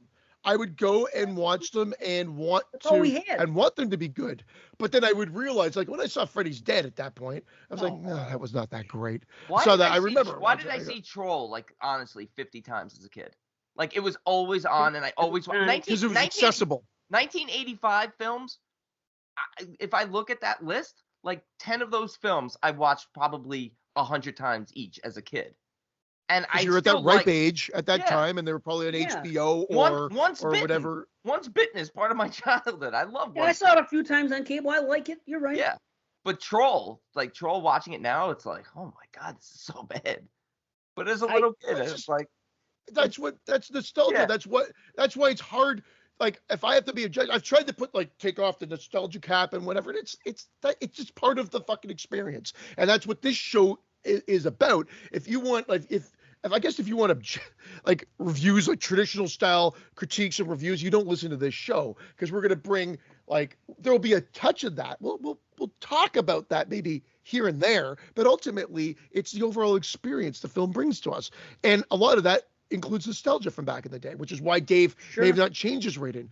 I had a great experience seeing Nightmare 4 in the theater, and I've always loved it, and I've always thought it was, it's gimmicky, but it has all those great effects, and I thought they did a great job with it, with the fantastical, but I do realize that it's a far cry from the original in tone and whatnot, but I still enjoy watching it. And agree. What I'll do is even the shit breeder ones that we complain about ad nauseum on this fucking show for the Friday the 13th series, I'll still watch them. Of course I will. Put them on. Except for 9. Yeah. Except for Jason Goes to Hell. No, I will put that one on. No, I will put that one on. Adam Marcus. And speaking of Adam Marcus, we do have a good part of the show today. So listen to this, guys, because we're going to get into the reviews. We're going to get into the reviews soon. And John Rhodes was supposed to be on the show, I believe, but it will be on a future episode. But he has an interview that he conducted with Adam Marcus, and he's put together a segment that talks about Texas Chainsaw 3D, and Adam Marcus's involvement with it is so good that we are going to tag it on to the end of the show, because it addresses a lot of what I think people would have issues with the movie. And it's good, but it'll be its own segment of 20 minutes. And I think I didn't want to really chop it up much because I think John already edited it. And so it's great as is. As he said, he won't deliver any shit. And I think I'll stand by that. I listened to it and it was really great. And pretty much addresses everything that you can have a problem with this movie. when we get to that part. Well, I can't wait. Well, let me ask you this, because I didn't have 20 minutes yesterday to listen to it. So I'll be honest. I never have time to do shit. I've had this person been bugging me to read this fucking novel that they wrote. And I don't know. I meant to do something nice. It was a listener of the show, or maybe not even. Maybe a friend that either way, somebody told someone that I'm a big Friday the 13th fan. So they wrote this fan fiction thing, and they're writing a second one now. So now they want me to read this fucking thing. So I told them right off the bat, I wish I had the time to go through the whole message, but I said, I'll do what I can, and I promise I will give you honest feedback and everything else. I don't have a lot of spare time. I'll do what I can. But I know that he wrote these things. So now every fucking 3 days I'm getting a message. Have you read it? I said, listen, I'm probably not going to have the time. And then finally I told him, I said, I've decided, I figured a way to work it. Not read it. Episode 175 of the podcast is going to be a big one. It's 175. It's a big number. I'm going to give the review of the thing I read on that show. That's what I'm going to do. And then he said, review? It might even be a female. I don't even know. But they said, review? Is it that bad? Because usually when people give reviews, they say bad things. I said, I haven't read it. I said, but I figure I'm going to dedicate the time to it, and I'm going to give you some publicity, and I'm going to say something on the show, because 175 is a long way off. I will be much more interested in this if it is a female, and show me her butthole. Well, hold on. I'll find out. After the break, I'll let you know. But here's what I'm going to do. I'm going to look at it, and because he kept coming and asking me, I do not have the fucking time. So that's why I said, now that's April, so hopefully this person gets the hint. And now, after I said I'll do it, they come back and they ask me, they go, do you want to know? It's kind of funny. And again, I don't like being a dick. I cannot do it. I can't. But it comes across dickish only because you have time to post every fucking picture of your toothbrush. Like, hey, what does this look like? Oh, hey, yeah. Hey, Batman Beaver over here. Hey. It looks like you had time to read a couple of chapters of the fucking book. I'm too busy doing jism posts. Amazing. So this is what I told him yesterday. I've decided I'm going to review them on episode 175 of my podcast, because that's a big one for us. So I'm like, okay, I'm buttering them up. Okay. Then he said, wait, review it? Is it that bad? Question mark, question mark, question mark. I said, discuss what I've read. That's all. But that's not going to be until March. Thought you'd like some publicity. Then they say, oh, okay, usually when people review fan fiction, it's because it's horrible. I didn't even acknowledge that. And he said, I still need a beta reader. Do you have any recommendations? And then I told I'm about to get in the shower and go to my fucking uncle's funeral. And this is early in the morning. So I said, I don't even know what that means. Sorry, I told him. I don't know what a beta reader is. I guess you're not going to recommend your uncle to read it. I'm sorry. That was in horror. I'm so sorry. You can joke about anything with me. I told you this. It's funny. I can't believe it's funny. And I hope when I die, I amuse somebody with a joke. That's fine. Is that a masturbator reader? Because I could do that. So I said, I don't even know what that means. Sorry. And then I said, I don't usually read. And then he says, I don't usually read. Well, I had to say something because they're up my ass. So then I said, someone to edit my stuff. And I said, oh, okay, no clue, LOL. Then he said, damn, that's fine. Then he said, would you like to know the reason behind why I wrote? This is what he asked.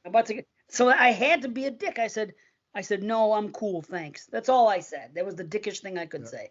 Yeah. And then he said, oh, okay, can I have a link to your podcast? And I sent him a link, and of course, it's only 108. So he thinks 175 is who, you know what I mean? Because he's not on the Patreon. Of course, 175, that's like 12 years from now. Maybe they'll sign up now. What a dick.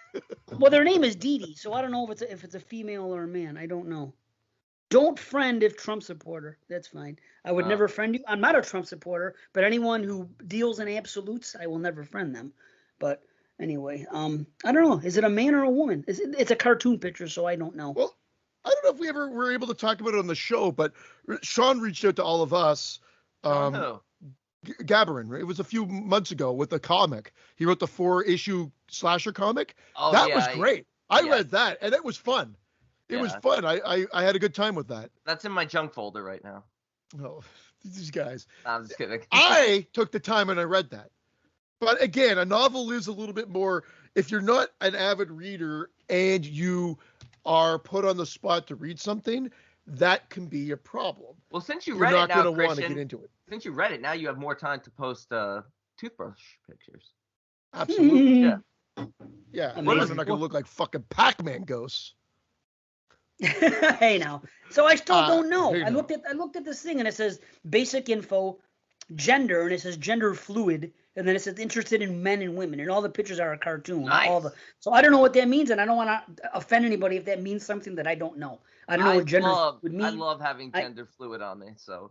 I think no matter what gender, right? It doesn't matter what gender. The politically correctness of it, because I you got to know nowadays. I think they would like to be called its. I call them Pennywises. Pennywises. I think that's politically correct. I don't think anybody gets offended, so you're safe with that. Just say, hey, Pennywise. Amazing. The hairy people I call cousins. Clear. Cousin it? Yes. Brilliant. Well, we have to do our thing because we have to get on in this movie and bring our guest in. So we're going to take a quick break. See you on the flips, and that's that. See you in just a second. And we are back. We are here, and we have grown by one. Yes, we have grown by one. The man, the myth, the legend. Boy, I had a whole amazing freaking... Derek, I had an intro ready for you that was going to blow your socks off. It was filled with so many freaking references that I was going to say this whole spiel. It's like I wrote a rap last night, and I was going to say it, and I was going to say, everybody who just heard that, I want you to email me or text me or something and tell me every little thing I just mentioned. It was like a fucking Big Daddy Kane fucking rap. I had shit coming from all over the fucking place, and I was going to give them an award because I went so deep on this thing. But now I decided against it. I didn't want to. It was just. So Derek, we had this great thing for you, but we're not going to give it to you. Well, because okay, you want me to do it? Here's a little Schooly D. Pussy ain't nothing but meat on a bone. You suck it, you fuck it, then you leave it alone. It's a callback to earlier in the show. There you go, Derek B. Fuck it, I'm gonna do it. I'm gonna do it, Derek B. I'm gonna do it style. He's a wizard with a word that's what you heard, and everything else is quite absurd. The Boston Braino, the Boston Strangler, Charles Manson, no matter what killer I mention, keep dancing. The Boston Cream of the Crop, host with the most, coast to coast, pillar to post. More than a feeling, kiss stealing, wheeling and dealing. Woo! Son of a bullet from a gun. You're sure gonna get some. Derek B. Boom! Welcome. Man, mic drop. Kind of wish you hadn't done it. Schooly D better. Yeah, I gotta admit, I'm more of a Schooly D fan now. Fumbled the words a little bit too. See, I had to. It didn't come naturally enough. I wrote it. Put you on the spot. Yeah, I liked it.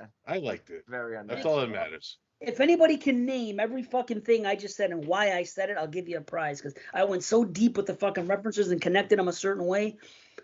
I'm telling you, I can write raps. I can't necessarily rap, but I can write some shit. Of course, I'm stealing from everybody else. So, anyway, that's the best type of rap. Best. That's all that matters. Yeah. You know. I would say you're the Vanilla Ice of our podcast. Oh.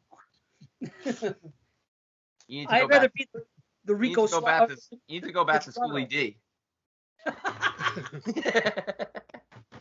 I'd rather be the Gerardo. Gerardo. Derek, let me ask you a question. You know that song Rico Suave? I do know that song Rico Suave. Could you tell me who sang it? Fuck. Putting me on the spot now, David. No, I don't expect you to know. I expect you. I respect you more that you don't know.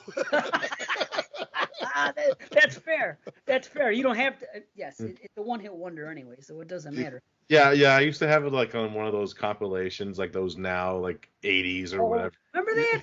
No, that's music. That's what I call shit music, volume 80. Yeah. Pretty much. Where they take every one-hit wonder, put on a CD, you go, I'll buy that CD, but I'm not buying their fucking album. That's for sure. For sure, you know. Makes sense. Well, the guy that sang it is named Gerardo. But the thing is, I believe that most people think that Rico Suave was his name. Like general public, if you see, I hear Rico Suave mentioned, like a term that people throw around. I think that people think that Rico Suave. Who's throwing this around? Who the fuck is talking about this guy? Hold on. Schooly D and Rico Suave have been brought up in this podcast more today than in the fucking last 20 years. You know where he hears it? Christian, he hears it at Costco when he goes to get a sample and there's none left. He's like, damn, I just got Rico Suave. Hey, Christian, I'm about to add more insanity. People actually think Buster Poindexter's his real name, the guy's real name. I did for years. Well, I always knew him because his real name's David Johansen. He's a He was the lead singer of the New York Dolls. Oh, that's right. I knew of the New York Dolls. I just didn't know the names of the singers at the time. Yeah. But the dude was in that movie, Tales from the Dark Side, right? And then I found out that way. But Rico Suave, I hear people use that term. It's like a pop culture term. Oh, this guy's walking around thinking he's Rico Suave over here. People do say that shit. I hear it on podcasts. Because that was a term before the song. No, it wasn't. He didn't create Rico Suave. Sure he did. Are you fucking No, kidding? he did not. I never heard that until that song came Rico out. Suave was like, look at this Rico Suave over here. No way is that the pop culture reference from that song. It is. I think that was. I think he was playing off of it. Can't believe we're arguing about Rico Suave. I can't either. This is a new fucking butter. low. This is serious though. I believe This is that the term. serious.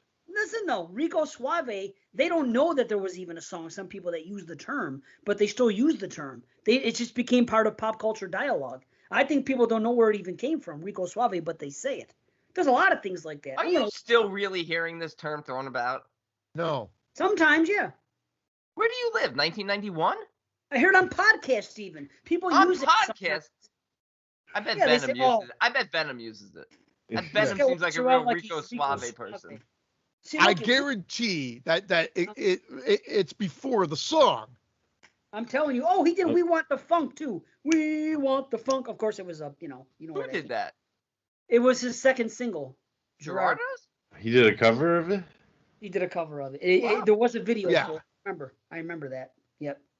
So yeah, when I type in the word Rico Suave, the only thing that comes up is fucking a picture of your Rico Pac-Man Suave Ghost song. toothpaste. No, I'm on Wikipedia. Look at dictionary.com. Oh no, it is his picture though. Fuck. Maybe you're right. Holy shit.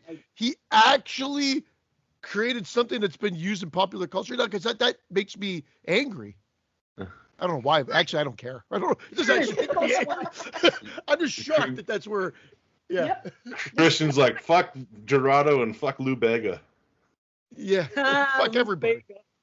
Lou Bega. No, but I'm telling you, here on Wikipedia it says Rico Suave may refer to Julio Estrada, wrestler, Puerto Rican professional known as Rico Suave, Rico Suave character, Hannah Montana series character, Rico Suave song, a 1990 single issued by the rapper Gerardo. Telling you, Rico Suave the term was created by so many terms people don't even realize were started some other way or by a song in the 80s or this, and they just use it like it's everyday dialogue, but don't know where it came from. I just want to know where you're hearing people using the phrase Rico Suave. I've never heard anyone use that. I've heard people say it in passing. I've heard people like at casinos saying, "Oh, this guy dressed up like he's fucking Rico Suave over here." Okay, I mean, not recently. Not recently, so maybe that is right. Maybe it popped up as that fucking. But like, I mean, was he dressed up all Rico Suave in Rico Suave? What is dressing up Rico Suave? Am I dressed like Rico Suave right now? How do you know? I don't know. I think it's like so. You're all like slick back hair, like a suit or like a sparkly jacket or something like that. So like Scott Hall, fucking Razor Ramon. Yeah, Razor Ramon. You look more like Rico Sade. I don't even get the reference, but it's funny. I don't get it either. I'm gonna watch the video and see what the fuck he is wearing. Is he wearing something special? In the amount of time it's gonna take you to watch the video, you could have read a couple of chapters of this guy's novel. Listen to the lyrics and look at them. Well, you can't really. I got the funk. He's not dressed sexy at all. Look. Wow. Yeah. He's wearing fucking leather jacket. Yeah. Listen.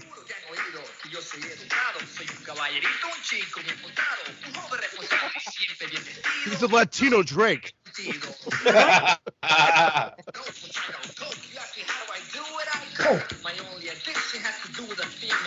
You know, he's at every Raptors game too, but he's just in the back. He's working concessions. He's not even wearing a shirt. He's wearing Rico Suave. Do you want a fucking red hot or not, you prick? What's he wearing, a tank top? Red hot. Suave. Can we talk about these movies? After this.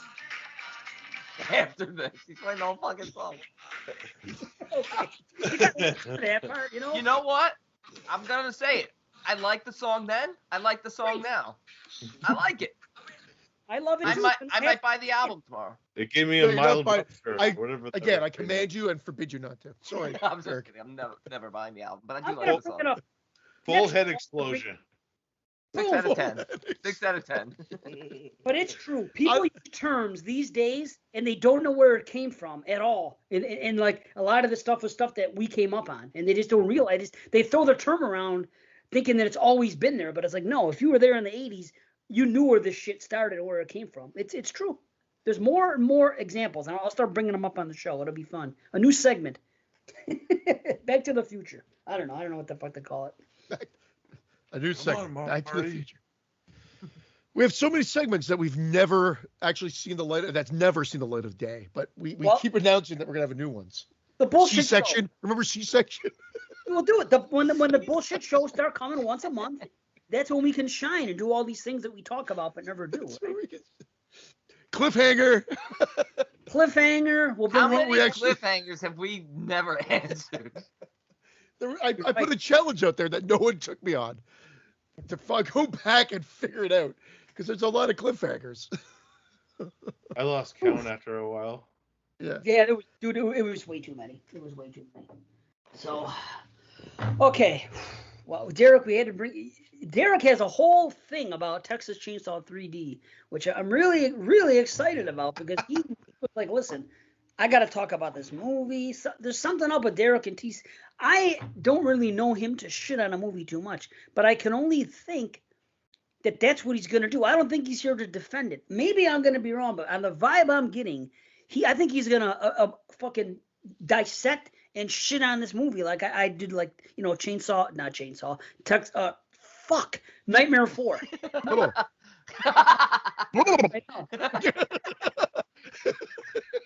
But that's going to be the main event. That's the main event. I had to do it. But that's the main event. Okay, that's what I was going to say because you're almost like you're introducing it. I thought we were going to go into Texas Get 3D. it, Derek. Right when we finish Amityville, New Generation. Yeah. Well, I'm excited about that because I want to hear what he's going to bring to the table on this TCM, this whole situation. I'm very interested to also talk about TCM, to be honest. I am too. I really been I don't know interested the where whole- I don't know where anyone's thoughts are on that one, but I think people might be a little surprised with my thoughts on it.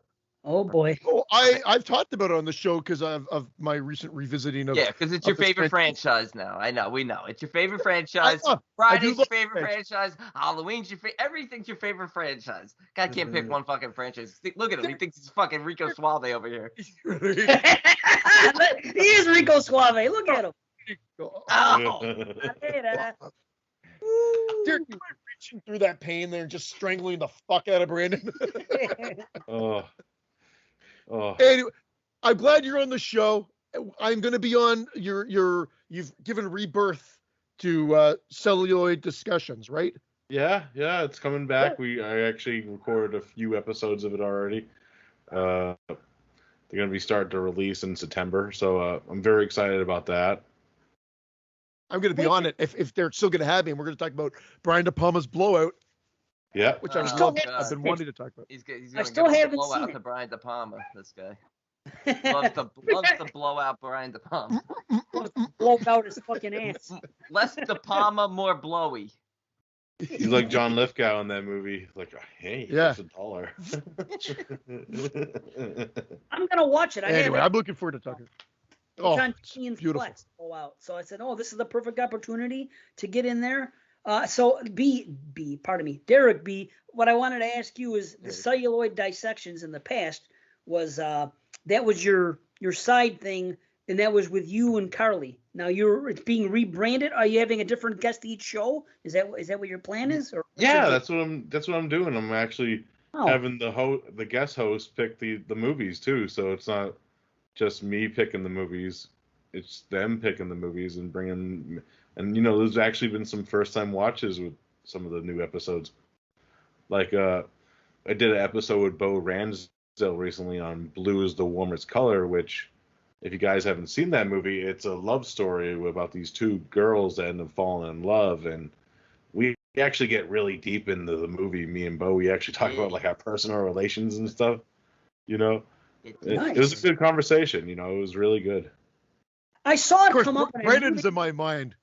We're going like really dirty, but then you took it like no. I we got all see deep that about movie. our I've never gotten around to watching it. That's the IFC film. It's like 3 hours long, but it's supposed to be excellent. I've never heard of it. That's why I didn't listen. And I knew. Oh no, it did very well with awards when it first came out. It was very well regarded.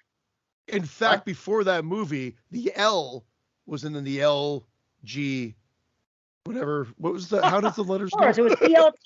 I think BLT. I think I actually said it wrong on the show myself because there's way too many fucking letters now. I just call it the alphabet. I know. I don't even know the alphabet anymore. You know what? You know what? Before that movie came out, blue was not the warmest color. Christian's laugh is just involved, and I love it. It's turned into like a caveman cackle, but I love it. Caveman cackle. I like that. So I knew you were rebranding it. I knew you were doing something different, Derek. But I think that's why I haven't listened, because I never heard of that movie. So obviously I'm not doing that. What have you done any other episodes of that? Well, I recorded actually none of these episodes actually have been released yet, Dave. Okay, That's there the you thing. go. Yeah. Okay. So I'm trying, because I always listen to everything everybody does that's in our circle, unless I haven't seen the movie. Then of course I'm not going to, or I have no interest in the movie, which that does happen a lot, especially if it's non-horror. And even some horror movies, isn't it weird? I don't know how you guys feel. Some movies, even if I like them, some horror movie reviews I just don't like to listen to. I can't explain why. I just like, oh my God, I don't need to hear the hosts. No, it's hard to explain. I feel like I'm like that when some movies too. Like there's one episode of Kill the Cast. I love Jerry to death, but then he's starting to talk negatively about RoboCop. So I'm like, skip ahead. I know. I agree with you. If it's a movie that you love, and Jerry's actually, it's a funny that you mentioned Jerry. He typically has, like, there's certain movies we've aligned on, but I'm shocked at how many movies that, like Nightmare on Elm Street, he's not a fan. Because of Heather Landerkamp, he loves Part 2 the most. It's funny because I had that same relationship with Jerry a few times when listening to that show. Yeah, I recommended that Jerry take 2 weeks off from podcasting and then give it up entirely. Then he took like 2 years off. Then he took, yeah, right. I was gonna say. Take 2 weeks off, then quit it altogether. Now, when you were going to bring back the show, Derek, did you want to share the original title, which was Fuck Carly? No, me and Carly are still good friends. We talk every day. I'm kidding. That was never the title. I just had to throw it out there because I liked it. Carly goes, why? Why would you say Why would you do things? that, Christian? Yeah, exactly. Then I feel like a jackass. You might punch him in the face. Yeah, she's in rage mode now. She's just punching dudes in the face now. You're beating up her cousins. She'll have no problem coming to Canada and just fucking laying you out. She's the greatest, man. I just listened to that thing yesterday, and she talked about it. I was going to get some feedback on their next episode. The more I hear about Carly, lead with your left and then throw the right. Give some feedback, like boxing tips. Yeah. You got to feint. Come from behind the jab. She's the fucking greatest, man. I'll tell you. She could do no wrong in my eyes. Yeah. He's fucking... Oh, except for Slumber Party Massacre. Oh. I can't say anything because Lacey's my co-host too, so it's like. I love that show. I'll tell you right now. Yeah. Only Rebecca and Heather will hear. Actually, Rebecca, Heather, and Carly will hear that joke, and they'll know it's a joke. Heather. And if they don't know it's a joke, it's a joke. Yeah. Yeah, there you go. They better know by now. Right. Them's the joke. It's a joke. If they don't know it's a joke, they can join Eric Webster in the "Go Fuck You" section. No, I'm just kidding. I'm just kidding, Eric. Oh, Derek's like, why did you invite me on for this part? I just wanted to talk about the movies. I don't want to get into all this political bullshit. Help it. We can't help it. It happens. I know. Bullshit show. We don't really want to talk about these movies. Well, no. Do we? Hey, I will say. I gotta talk about the sheriff's wig and TCM 3D. Come on. You can't wait for that. That's what you can't wait for. I can't wait to talk about this Amityville was the best one since 3. Really? I feel like it. I think it is. Agree. Holy fuck. Amityville, A You don't New like this one, Generation. Dave. Please tell me you're not going to say you don't like this one.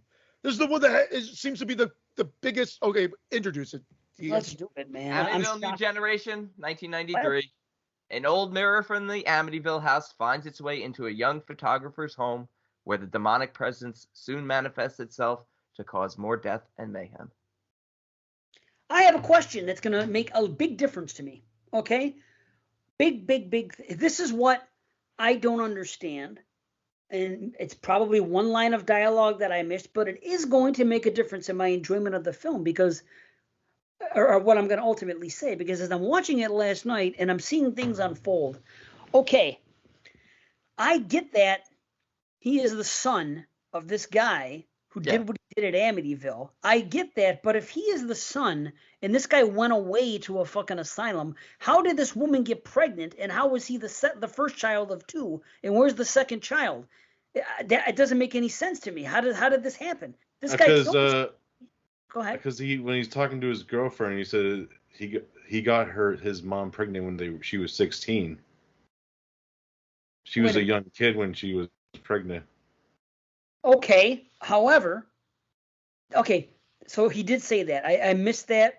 And then what did he say afterward? There was that 1 minute of dialogue when he first opened up to her and she remarked about it. She goes, "Oh, I learned something about you." Whatever it was. What did he say exactly about his father? That he was 16 when he impregnated my mother, and then what did he say? What followed it? He never knew him because. And that's it. Yeah. Okay, so now, how did this woman get pregnant with another one? Remember, why did they have to make her pregnant when she showed up to the asylum? She was carrying a baby and she had the one. What about this other baby? Well, maybe it was some other guy that she was banging. So they just didn't acknowledge it. They just decided to make her a pregnant woman and not even Overthinking. The new generation of Amityville.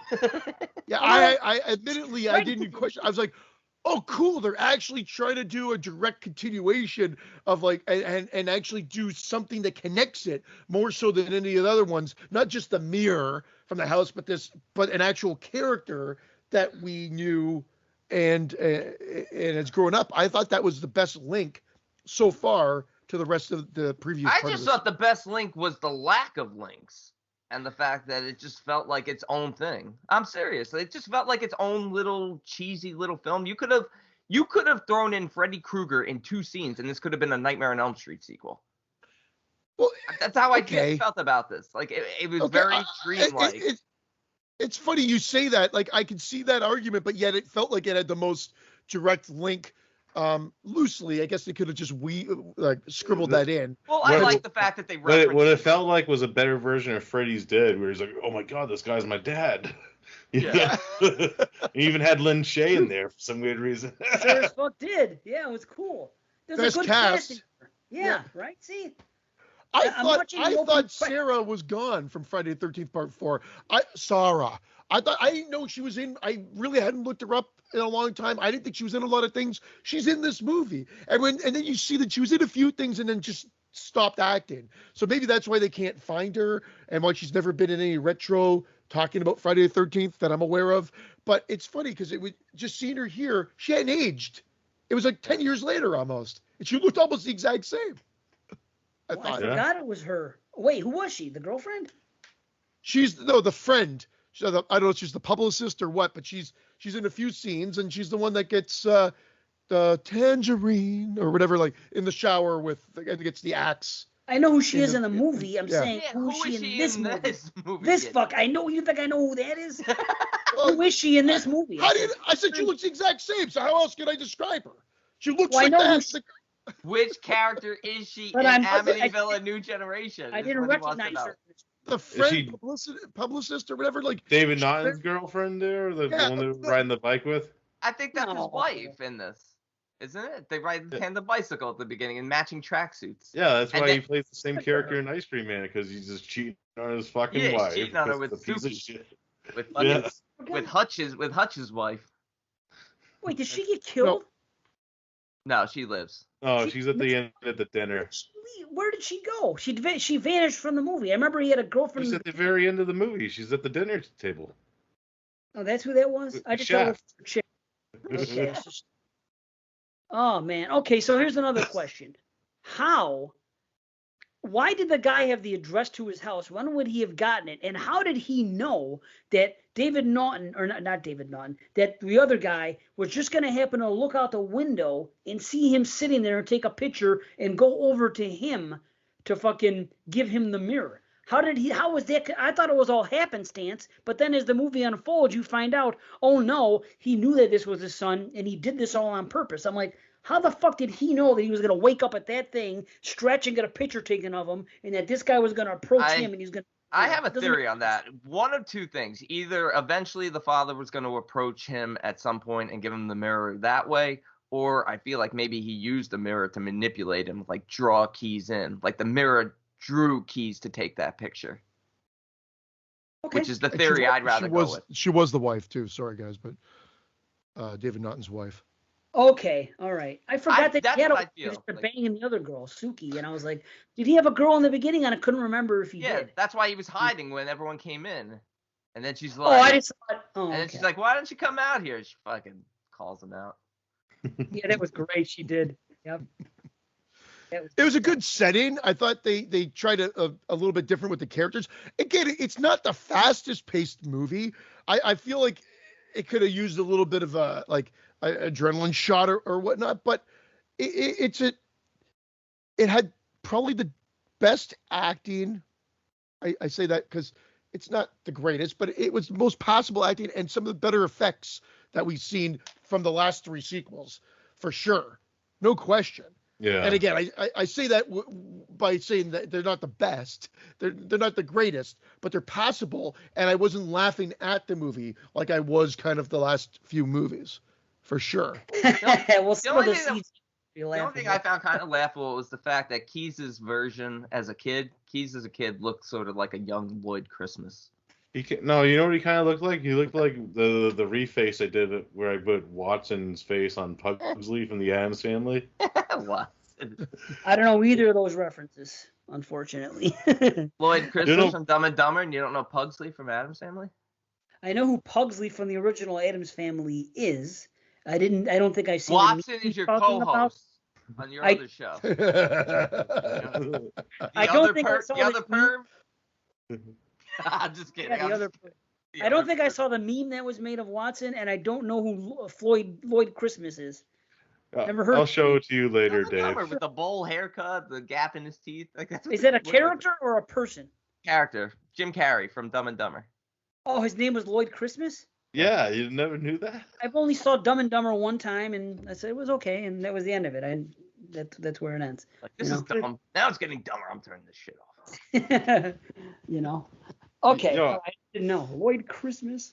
So who looked like Lloyd Christmas? I thought the little boy when he was a kid. The main character when he was a kid. Keys when he was a kid. Oh, okay. So this is what I felt about this movie. In the beginning, I'm like, okay, are they going the Hellraiser route? Because when you see the intro and the credits and shit, it's kind of weird. I'm like, this is unlike any other Amityville thing. I'm like, are they just going to somehow find a way to tie Amityville into this like they did with the later Hellraiser movies? And if so, that's okay. I'm not complaining. This is the first one you thought that for?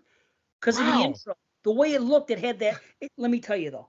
It's that, and it's also the look of the film. I'm not into the fucking 90s look of movies. Like the early stuff. Maybe the later stuff is fine, but it's probably my least favorite thing to look at, the aesthetic of like fucking 90, 91, 92, 93-ish movies. Every time I watch a movie from that time period, it just reminds me of all the movies that came out at the time and how shitty they were. And they all look like they were made for TV, even if they weren't.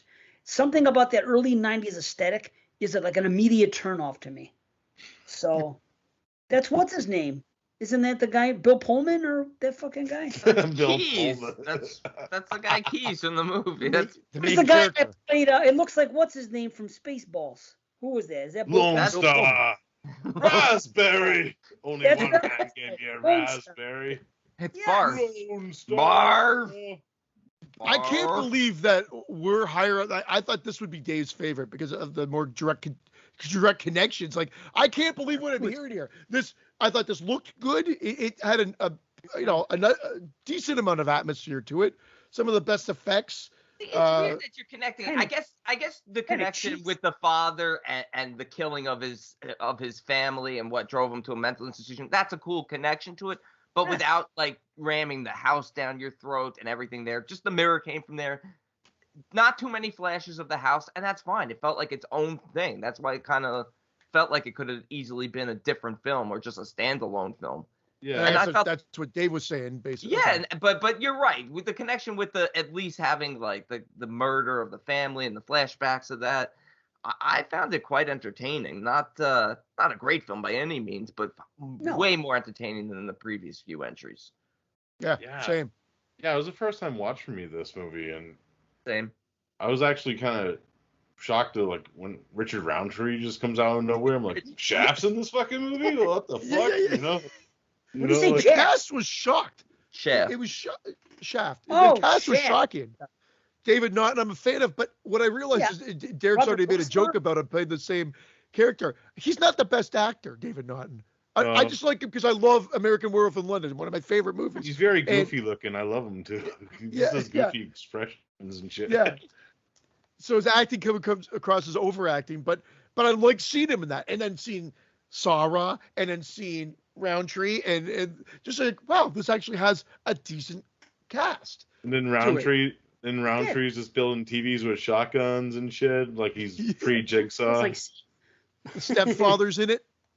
Yeah, Terry O'Quinn. Oh, he's great. Terry O'Quinn's very good. I love Terry O'Quinn. I always 7 years bad luck. Yes. How ridiculous is it that, what's his name? Robert Russler? Yeah, Robert Russell's in this movie. Isn't that crazy though? That, like, he's like all heartbroken and torn up. They were dating for 6 days.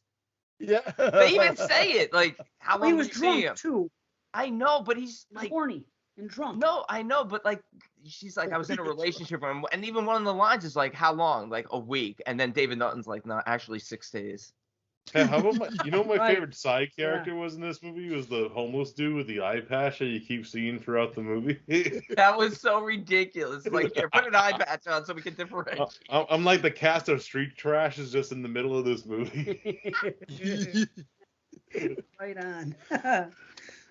No, but he was good too, that Robert Russler guy. I get just seeing him because again, I like having references to other actors from films that we liked. So that was it, because I don't think we've had that in any of the other ones where there's that many recognizable names in a freaking sequel. He called Suki Jessie at one point. Like, Jessie, I mean Suki. Jessie. What? Nightmare 2. Oh. Yeah. Jeez. Didn't he call her? You know what he said though, by the way? I gotta get this out. Didn't he say, "Where are you, my little pickle"? My little pickle. Who is it? Eric Webster? That's right. That's what I thought of the cat. Where are you, my little pickle? He said. It was actually it was actually funny because I just watched Vamp recently too, and I was like, "Oh nice. Shit, there's Robert Russler." Yeah. I like Robert Russler. Anytime he shows up, I'm fine. Like this cast, Lin Shaye in the bit part, and David Naughton, and Sarah, and fucking the other. So they do have KNB involved in the effects. Oh no, that's the next movie. Yeah. Somebody with the effects here. Who was it? Either way, I forgot. But the thing is, I'm not saying I didn't like the movie. I just had some questions about it. I actually like the mirror. I'm a sucker for. I've mentioned it before. I like the mirror thing. I like the first time you see the mirror when the girl looks in there and who gets the cuts on their face? That's Robert Russler. But it is, at first it's great because he gets the cuts and you see cuts happening like Nightmare style. And then it was so funny when he ran into the every movie makes me laugh. He didn't commit to fully Gordoning himself. It's like he half Gordoned himself. Oh my God! And then he just runs face first into the glass. But the mirror stuff was really cool when Keys goes through the mirror. Very Nightmare on Elm Street, very Hellraiser-ish, like a portal to another dimension when he's in the mental asylum at Dannemore and he sees Suki and all the victims, David Naughton, Meatball David Naughton in all the rooms. Like that was cool visually. I enjoyed that. It was fine. What I did now, the thing is, with the 90s, just because I don't like the look of the movies, it just, that's all I'm saying is I don't like the look of those 90s movies. Doesn't mean I don't like the movie. It just, it all usually takes me to a place where I'm like, I got to watch a movie that looks like this now. It's just not my favorite aesthetic. You could have told me this was 88, 89, and I would have been like, oh, okay.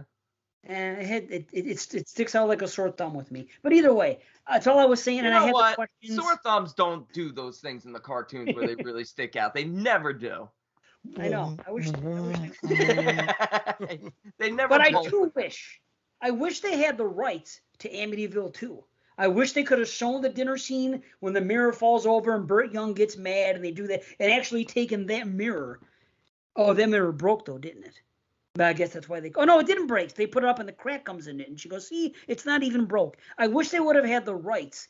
This is why it goes to show you that there is no canon for Amityville, even way back here, because they would have had the rights to use the Amityville 2 fucking footage. If they could have shown that and shown that mirror, you know what I'm saying, and then just that would have elevated even more. I think. Yeah. Uncle Dino's not giving that footage. He's like, "Fuck you."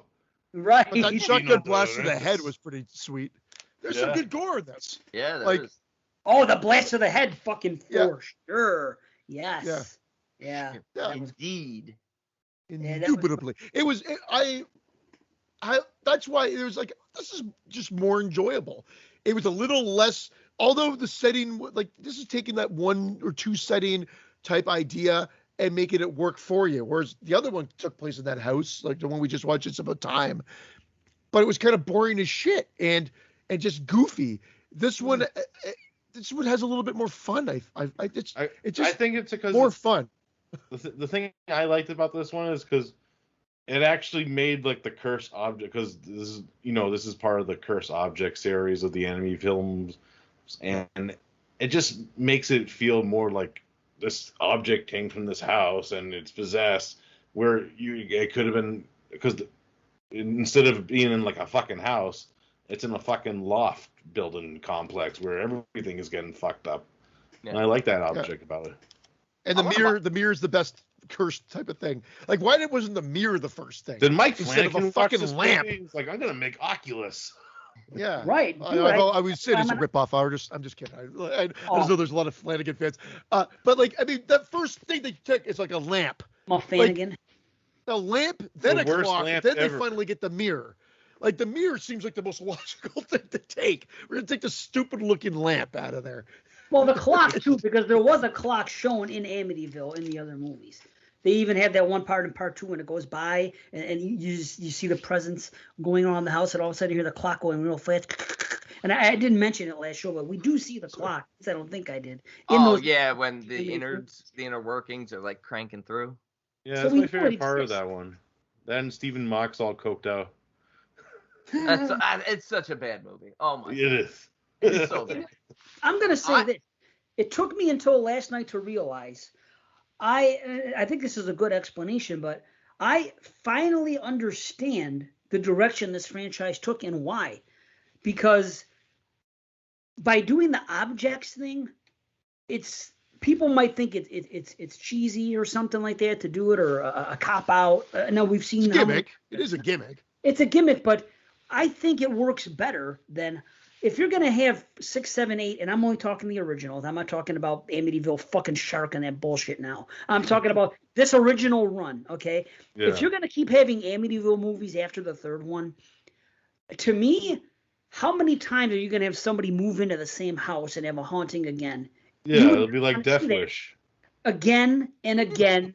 And again, nobody would want to see that. Why are all these people dating Charles Bronson? Stop dating Charles Bronson. You're going to die. Yeah, exactly. You see what I'm getting at, though? Would you guys have rather seen people keeping... No, it makes sense. In the Amityville house again? Let's take it out of the house and just...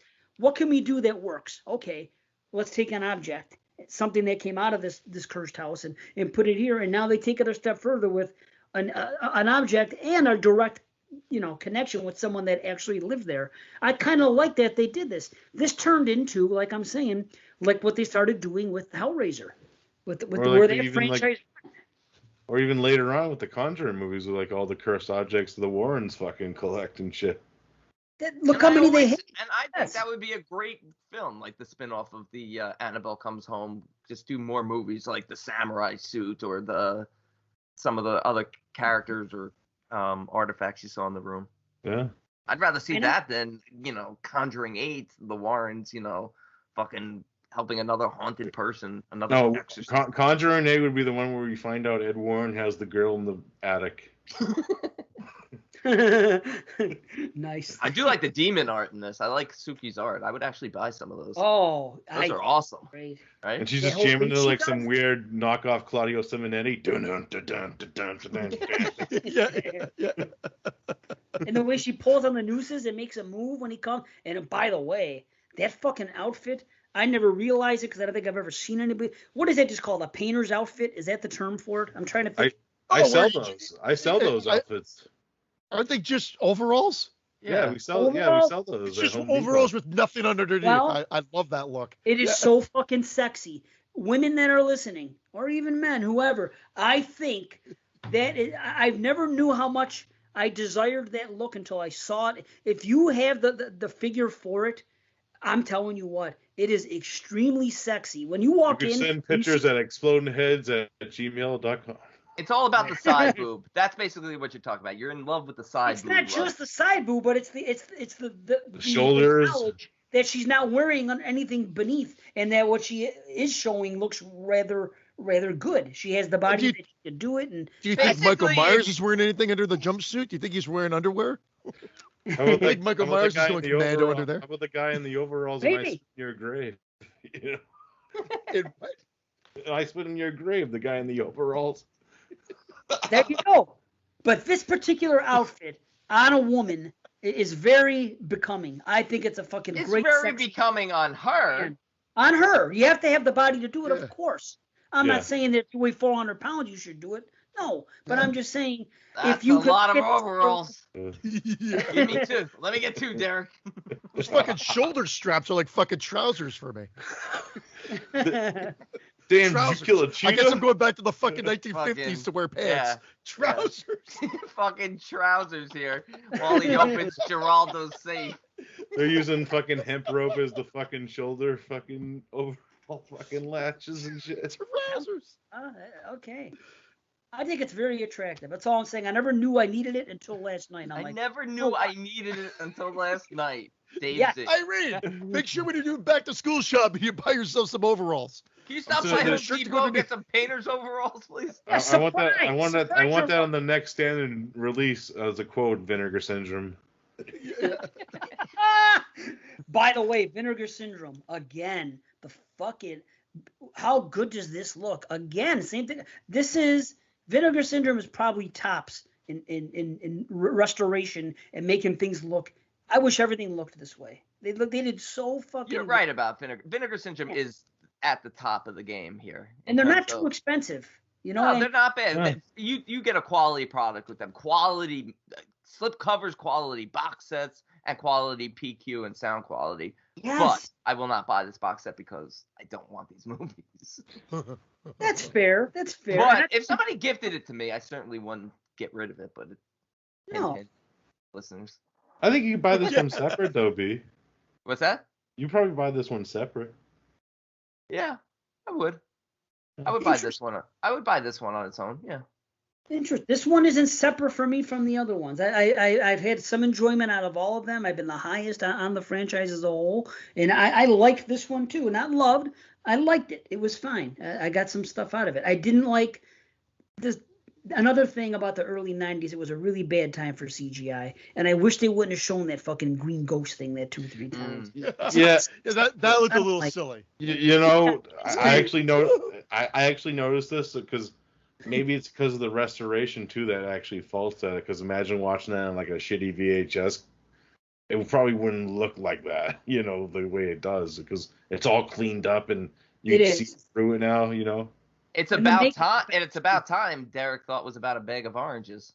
No, I just thought about it was like Stephen Mock just going commando again, like he did No, in but fucking it was a joke because remember you always said that the beginning of the the Slayer Slayer. looked like the clock It looked like a bag did. of oranges. It did. So every Amazing. clock on VHS probably looked like a bag of oranges. Like, why is Stephen Mock bringing home a bag of oranges from Amityville?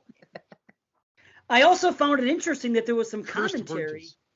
There was some commentary here about some left-leaning commentary back at this time. It was interesting because he said, I'm afraid of this, and he goes, and I'm scared of this, and Republicans, he says. It's just a little sly thing he put out there. But I like this even more later on when the guy was talking about things that happened with the institution, and he says, well, yeah, Reagan cut the budgets for the institutions and shit like that. And I'm like, right on, because that stuff is true. That shit did fucking happen, and it's a shame that it did happen, but it was interesting to see a little bit of that stuff slid in at this time period because it wasn't very prevalent back then. But I agreed with what they were saying, so it was nice. It was cool. I was confused, but I think you guys may have helped me. I didn't understand a few things. I didn't understand, but I guess she could have got pregnant from somebody else, and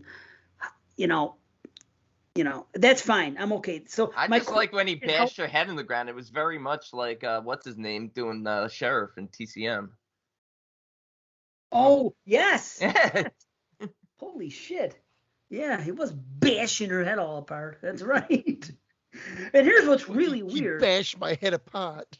Exactly. More jerky voice. Yes.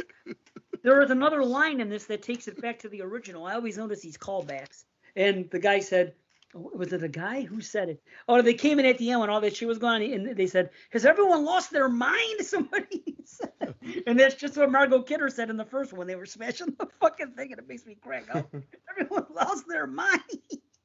Oh, fuck.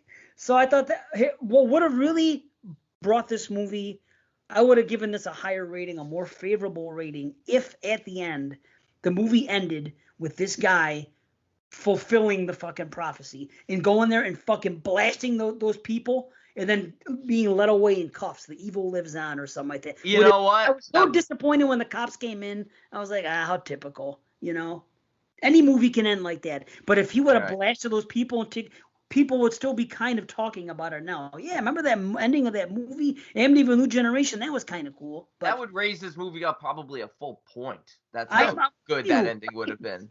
Yes, yeah. I was hoping. Did you think for a second it may have happened when he got the I didn't know what was going to happen. I thought he was going to kill somebody at least. This is the first time I watched there. But I thought there would be at least another death for sure. But I didn't think he was going to kill the whole room. Yeah, because it was all flashback. He killed that turkey. He did kill that turkey. It looked dry. It did look dry. It looked like a balloon. Turkey is one of the hardest things to cook.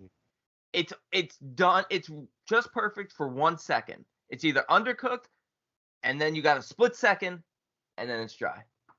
Like Shaft can't cook turkeys, but you make TVs with shotguns. Shaft. Violence on TV. Yeah, that was weird. Why would he do something like that? Because he's a pre-Jigsaw.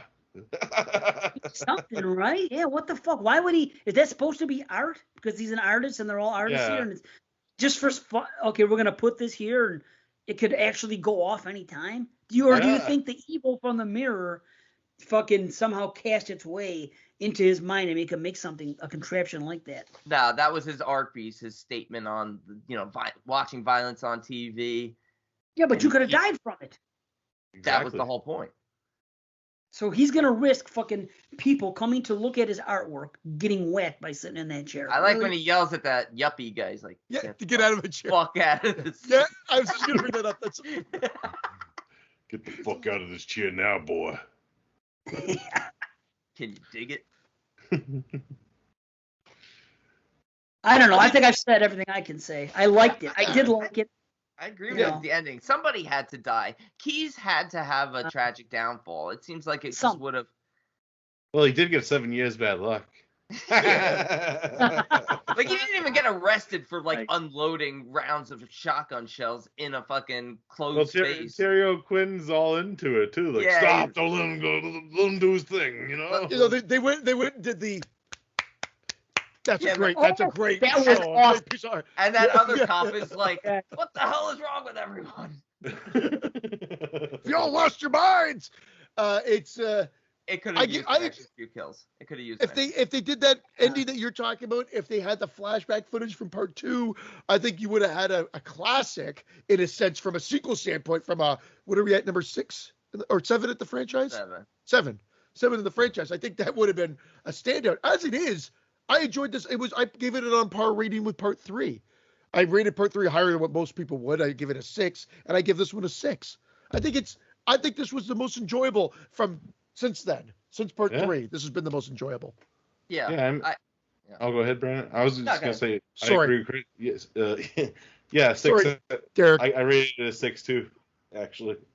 Awesome. Yeah, guests are supposed to go first, and I totally Christian I always fucked that goes up ahead of the every time. guest. Every time I fuck this up, so Classic. it's no different today. I'll did also Derek- give it a did he 6. I was actually at 5.5 coming in, but you know what? 6. And 6 just thinking about that ending, that possible ending. Wow, shit. And they couldn't show back to part 2 because the next cursed item is going to be Burt Young's butt plug. Imagine a little Burt Young in the butt flap? dollhouse. Isn't the dollhouse one the next one? Yeah, can you imagine? That would be. Oh my God, Dollhouse would be epic if it had a little Burt Young running around the top. I'm sure there's a young figure you could get, right? Why not? There's no what if there It'll is. be like a dark version of Indian in the cupboard. Dude, what the Well, they fuck? got Rocky. Rocky probably had action figures. That's. Do you think they had a Paulie action figure? It's in the realm of possibilities. You never know. They have the robot from Rocky 4 as an action figure. Yeah, now, but the so- robot from Rocky 4 wasn't a mean, abusive drunk. Happy birthday, Paulie. He was after Paulie was done with him. Yeah, the Paulie. Happy birthday, Polly. Fuck you, Adrian. Get Well, me you a beer, guys- bitch. Did you rate D? No, Or are they just going on Rocky? That's all good. Happy birthday. You guys helped me a little bit because I had a question and you guys kind of worked it out for me. So you did bring it up. I was actually, this is weird. I was at a 5 and now I'm at a 5.5. Okay, that's All fine. right. This is the first I'm time more I've come. shocked. Yeah, I know. yeah, he's lower than us. It's the first time. I've been higher than the whole fucking time. That's crazy, man. Yeah, but that ending, if that ending was dark and violent, it would have been a 7 out of 10 easily. It would have been at least a 6 for me, at least. Maybe 6.5. It would have boosted it right the fuck Yeah. up. Yeah. And then it just ends with that funky fucking Simonetti fake.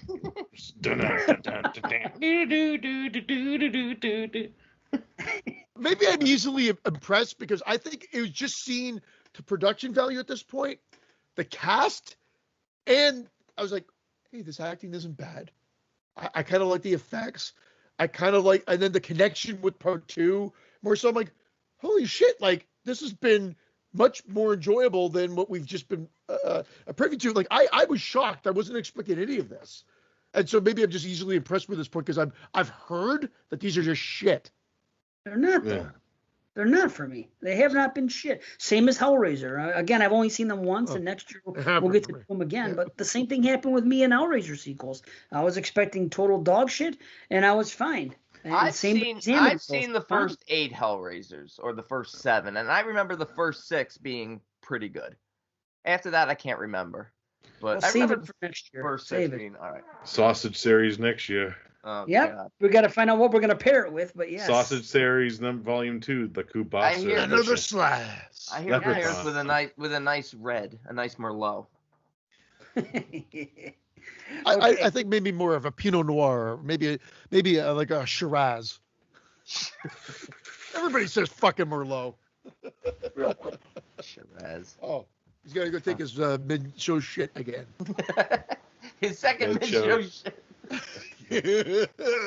Those enchiladas, goddammit. 5 minutes. Suki. I'm looking at pictures of Suki now. She still looks good, and she's like 63. Did you say Dookie first, or did you say Suki? Both Suki. times? She's China Soul's mother. She was married to David Soul from Starsky and Hutch. Oh, yeah. Wow. I'm looking David forward to Soul this from one. Salem's Lot. Yeah. What's the next one? TCM? 3D. 3D. 3D. Are we still recording right now? Yes. We are. Oh, okay, cool. Titty's Dario or whatever her name is. I don't know. Yeah. Texas. Gorgeous. I'm trying to pull it up. Best part of the movie. I'm scared. I don't know where everyone's gonna be on this one. Well, I'm getting a vibe from Derek. I kind of got a vibe from you now, B, and I got a vibe from Derek, and I just don't know where Dave is on this one. Well, I do know where Dave is from one aspect of this, which again, it wasn't Dave's the in intention fucking of the Dannemore. writers. That's where Dave is. Dave's in the fucking mental institution. We're the Amityville. So I think it'll be interesting where he comes on this one. The Amityvilles are what, like a point something difference in ratings over the Texas Chainsaw Massacre series. Like Texas Chainsaw's winning by 0.1 or something like that. Yeah, that's like ridiculous. It's crazy. The average. It's crazy. Yeah, he should be in Dannemore with Frank Bronner. What was his name? Bronner. Freddie Bonner. What now? So let's introduce this bastard. Let's introduce this bad Larry. Let's do it.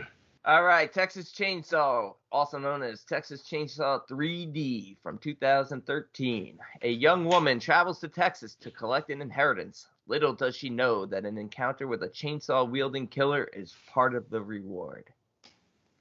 Do you think? So here we go. Do you think? We talked about this. Do you think, Christian? We talked about this earlier before you joined, Derek. I just wanted to let you know there will be a 20-minute segment, which is an interview with Adam Marcus at the end of this. And he was the writer on this, and he will tell you right out of the gate, this movie was supposed to take place in 1994, 20 years after the original, not 40 years after the original. And I get it. Dave, you mentioned it, and I forgot that they actually put the date on the tombstone that I think does say 2012 or something to that effect when she goes to the tombstone. So they fuck it up. They fuck up the timeline. And again, if you put all of your hate into that timeline, you will not enjoy this movie. So if you have to let that go because that was a writing fuck up that they decided, the producers just said, fuck it, who cares, and went their own way. But the original script was supposed to take place in 1994 and had no cell phone in it. The cell phone edition, and in the interview with Adam Marcus, he mentions the cell phone. That wasn't his. The producers did it. He seems to forget that they screwed up the timeline and popped it into 2000, like almost 40 years later, or at least 39 years later. And that wasn't supposed to be the intention. So you know what? Fuck Adam Marcus. Fuck the timeline. This is a fucking entertaining film. It is. This is a turn off your brain, entertaining popcorn cheddar Texas Chainsaw film. Thank you. I'm right there with you. That's what happened to me 2 years ago. I hated this the first time I watched it because I just remember it not working. I didn't see it in 3D. Then do your thing, cuz I was like, what the fuck did I just hear? And nothing to resonate. What the fuck did and then I went through the series again, and then I said I'm going to give this another fair shot, and I really enjoyed it. And I've now watched it 3 times, and I've enjoyed it each and every time. It is good in 3D. The 3D is a gimmick. It doesn't save the movie, but it's a lot more enjoyable in 3D because that's how it should have been watched and viewed. So, but I agree with you, Brandon. I'm on board with this, and I still like it. Good-looking cast. Yeah. There's some Chainsaw Massacre, just like the last movie. Oh, 2 hottest women. Fuck. Wow. Vicky and fucking. Yes. Vicky. Oh. You're right there. And the OG there's some TCM. good. OG TCM. Sorry, just to point out the highlights of the OG TCM at the beginning is great. And if anyone, look, nobody's ever going to replace Drayton, but if you're going to do a scene with that, I appreciate it that it's, the one surviving male member from TCM2, Bill Moseley playing Drayton. Yeah. Yeah, but why did they bring the grandfather back, the same actor? It doesn't make no sense. You could have just got anybody in that fucking makeup. Yeah. He's only in the movie. I think that's like an Easter egg for the fans. And it didn't, if she got away, I agree. The first thing that would have happened is cops would have shown up at the house, and whatever. And they've only referenced it that there was they couldn't find the farmhouse that she was talking about. But where was this fucking town and shit in the fucking farmhouse? Because it kind of ruins the original TCM now if they could just go to this fucking drive to this town to get gas,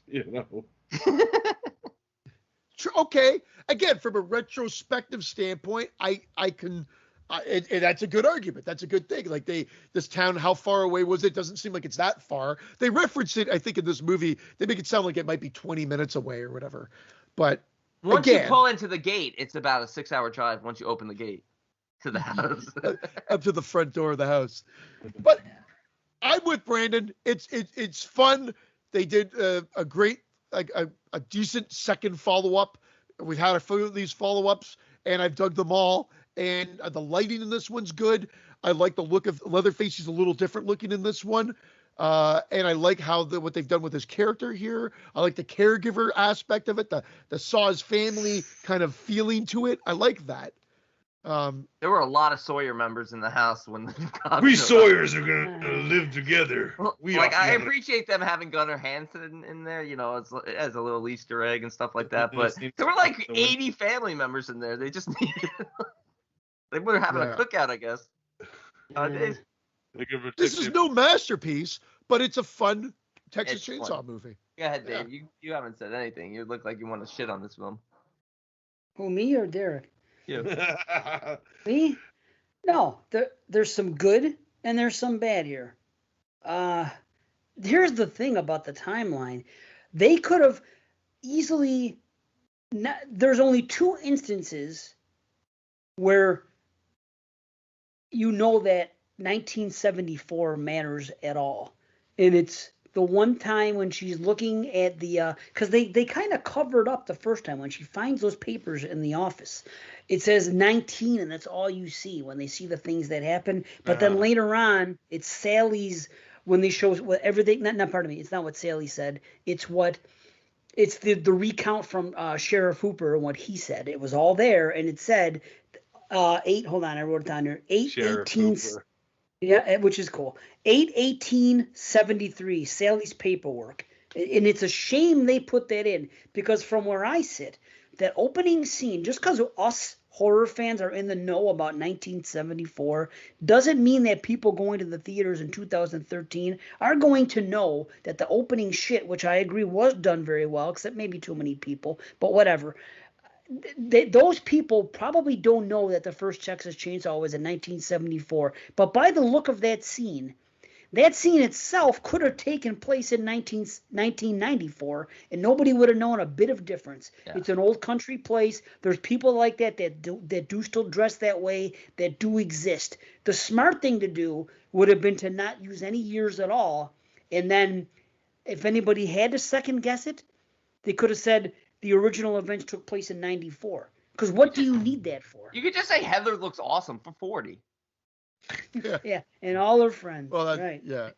That is the problem. And the 2012, they show it could have been easily solved by not acknowledging it all. Not acknowledging it. They shouldn't have showed it because I always watched this and thought like, what is this? Probably like 2002.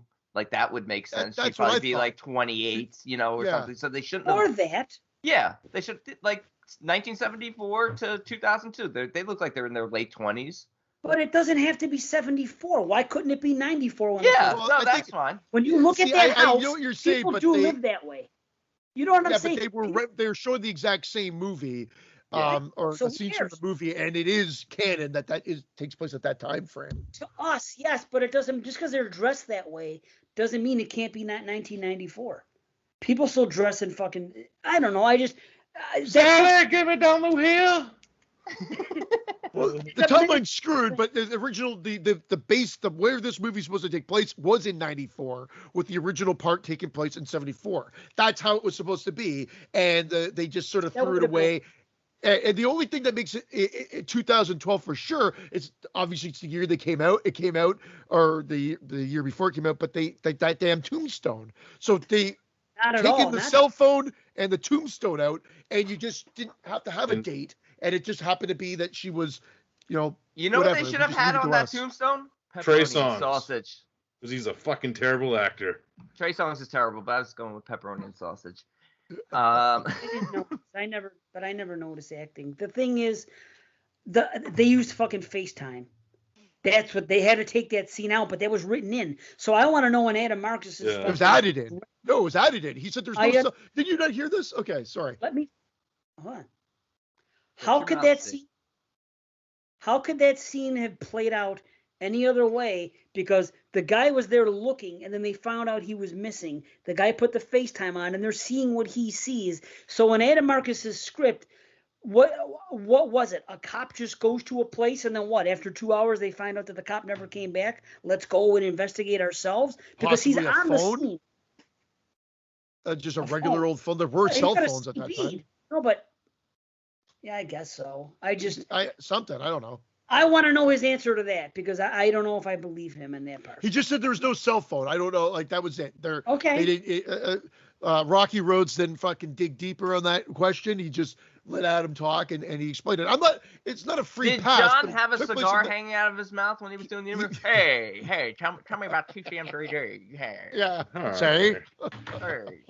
But here's my problem. Aside from that, I have fucking bitches here. I should let Derek do it first. I think he's going to have a bunch. I'm just going to say some in the beginning. I'll let Derek have his time because I don't want to steal his thunder. But I'll tell you this. I like the fact that Grandpa's holding the hammer when he gets killed. It's kind of funny. I'm like, okay. Right? That's funny. And how come they said bring your son Jed? They were making the older brother Drayton out to be the father, which definitely, if you want to go against canon, we know that they're brothers. I don't know why they said bring out your son Jed, but they did. Now, again, minuscule. But here's what I don't like. The obvious shot of the necklace. Things were done too obviously, and there were too many fucking callbacks to the original where it seemed overly contrived. It actually bothered me how many fucking times, because this is what they did. First, they have the obligatory shot of the necklace, and they zoom in and they play music. I'm like, okay, well, this is gonna lead to something. Would have been, if it's my movie, I would have shown it matter of factly instead of fucking focusing on it. Again, it's a minuscule thing, but then they have all this stuff. There's a hitchhiker picked up. They have to zoom in right on the fucking armadillo. They show the fucking girl walking and she has bright red fucking shorts up her crotch. They fucking show what else? The first kill is done with a hammer. The second with the hook. Later on, when the girl comes out of the thing, she literally makes the exact same movements that the girl made out in TCM 74 when she comes out of the cooler and shakes like that. You would almost think this was a remake because they tried way too fucking hard for the fan service, and I usually don't complain about it. Loved everything you just said. That was all way to me. too blatant. Yeah. I'm sorry, this is not a remake. In a remake, maybe, but in a movie that's a direct sequel, it's too much fucking pandering. It's way too fucking blatant for me. I found that more in Return to the Texas Chainsaw Massacre. That one seemed like a direct, almost shot for shot. This was like a love note. That's the difference. I think they were doing these as love notes back to them, not to piss off fans, but to say, hey, we got your back in a sense and embrace this. But the way they did it was too fucking contrived. They have a close up of the fucking armadillo. They should have done it in a way where like the necklace and the armadillo just could have been in the road, and if you were looking, you could have spotted it. Say, hey, did you notice that? Adam Marcus wanted the armadillo to wear the necklace. There's no hitchhiker in his script either, by the way. They said there's no leather because it took place in '94, and he says that no one was hitchhiking at that time. There's no Leatherface either. It's a chainsaw wielding worm. It was very, what do you call it? It was very like I said, it was just too forced. It would have been better if it was not zoom in on every little thing to say, oh, don't miss this. Oh, look what we're showing you an armadillo. Oh, look what we're showing. To me, it was too contrived. And I don't think I've ever said that on this show ever in any tribute, in any remake. I acknowledge them, but the way I was seeing it in this one, it's that they were trying super hard, and they could have just pulled back the reins a little bit, and I think it would have been more appreciated that way. Like, we could have been talking about, oh, did you notice this? Yeah, that was kind of a cool thing, but it was like so in your fucking face that it was kind of bothering me. I was like, man, how hard are you gonna fucking try to force this down our throats? We know it's a reference. I have no issues with those things. Yeah, those are like the least. Like if I didn't have a problem with the time. I think it's because we enjoyed the film, see. Yeah. Say. But I enjoyed it. No, I know, but I think we're going to be higher on it. It's like when I complained about Halloween 2018, like, oh, everything's just an Easter egg, like the movie sucked. Like, I didn't enjoy the film, so maybe I I'm focused on those things too much. Whereas I had a much higher enjoyment of this, where I'm like, I didn't dissect all of it. I was like, oh, this is cool. Everything's like a remake at the beginning. I'm like, yeah, they're basically doing scene for scene here in certain areas, and I'm like, that's cool. I like that, even though it is a sequel. It's not a remake. A remake, it would fit in a little bit, but even then, a lot of times people remake movies and they're like, okay, do it a certain way. And we've said it before. There's a way to remake a movie and there's a way not to. And a good way is when they do a little bit of both and they put some things in there. It just seemed like they were trying really hard. Just kind of do your. I mean, I loved the intro with the credits. I thought that was done so well, taking it back to 74 and picking up right where they left off. Again, yes, obviously it's not the same Drayton, and we know who it is, and it's again, it's for us that they put fucking him in there, and Mosley, and that they put Gunner in there. That is fine. That stuff is okay. It just should have ended there. You know, look at it this way. Look at it this way. Even though the timeline might be fucked up and it's 40 years later and Leatherface is 78 years old at this point. He's a walker. He would still go through his normal routine. Who would not? Hanging people on hooks, putting them in the freezer. So having them kind of be the same as the original kind of. Yeah, but they moved it. Hold on now. That would make sense if they were in the same house. So they moved to this big fucking house. They go, okay, Leatherface, we better bring our fucking, even though they're not. Grandma, Mail and Burns. It's just a hook in a freezer. We're not gonna bring all these fucking hooks and put them in her basement and fucking this fucking. Here you go, Sonny. Here's your hooks.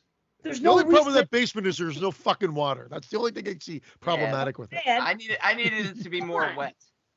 But think about that. Why would Verna take all that shit, the hooks and the fucking everything that was in the fucking Texas Chainsaw House? But she seemed like the most normal member of the family too.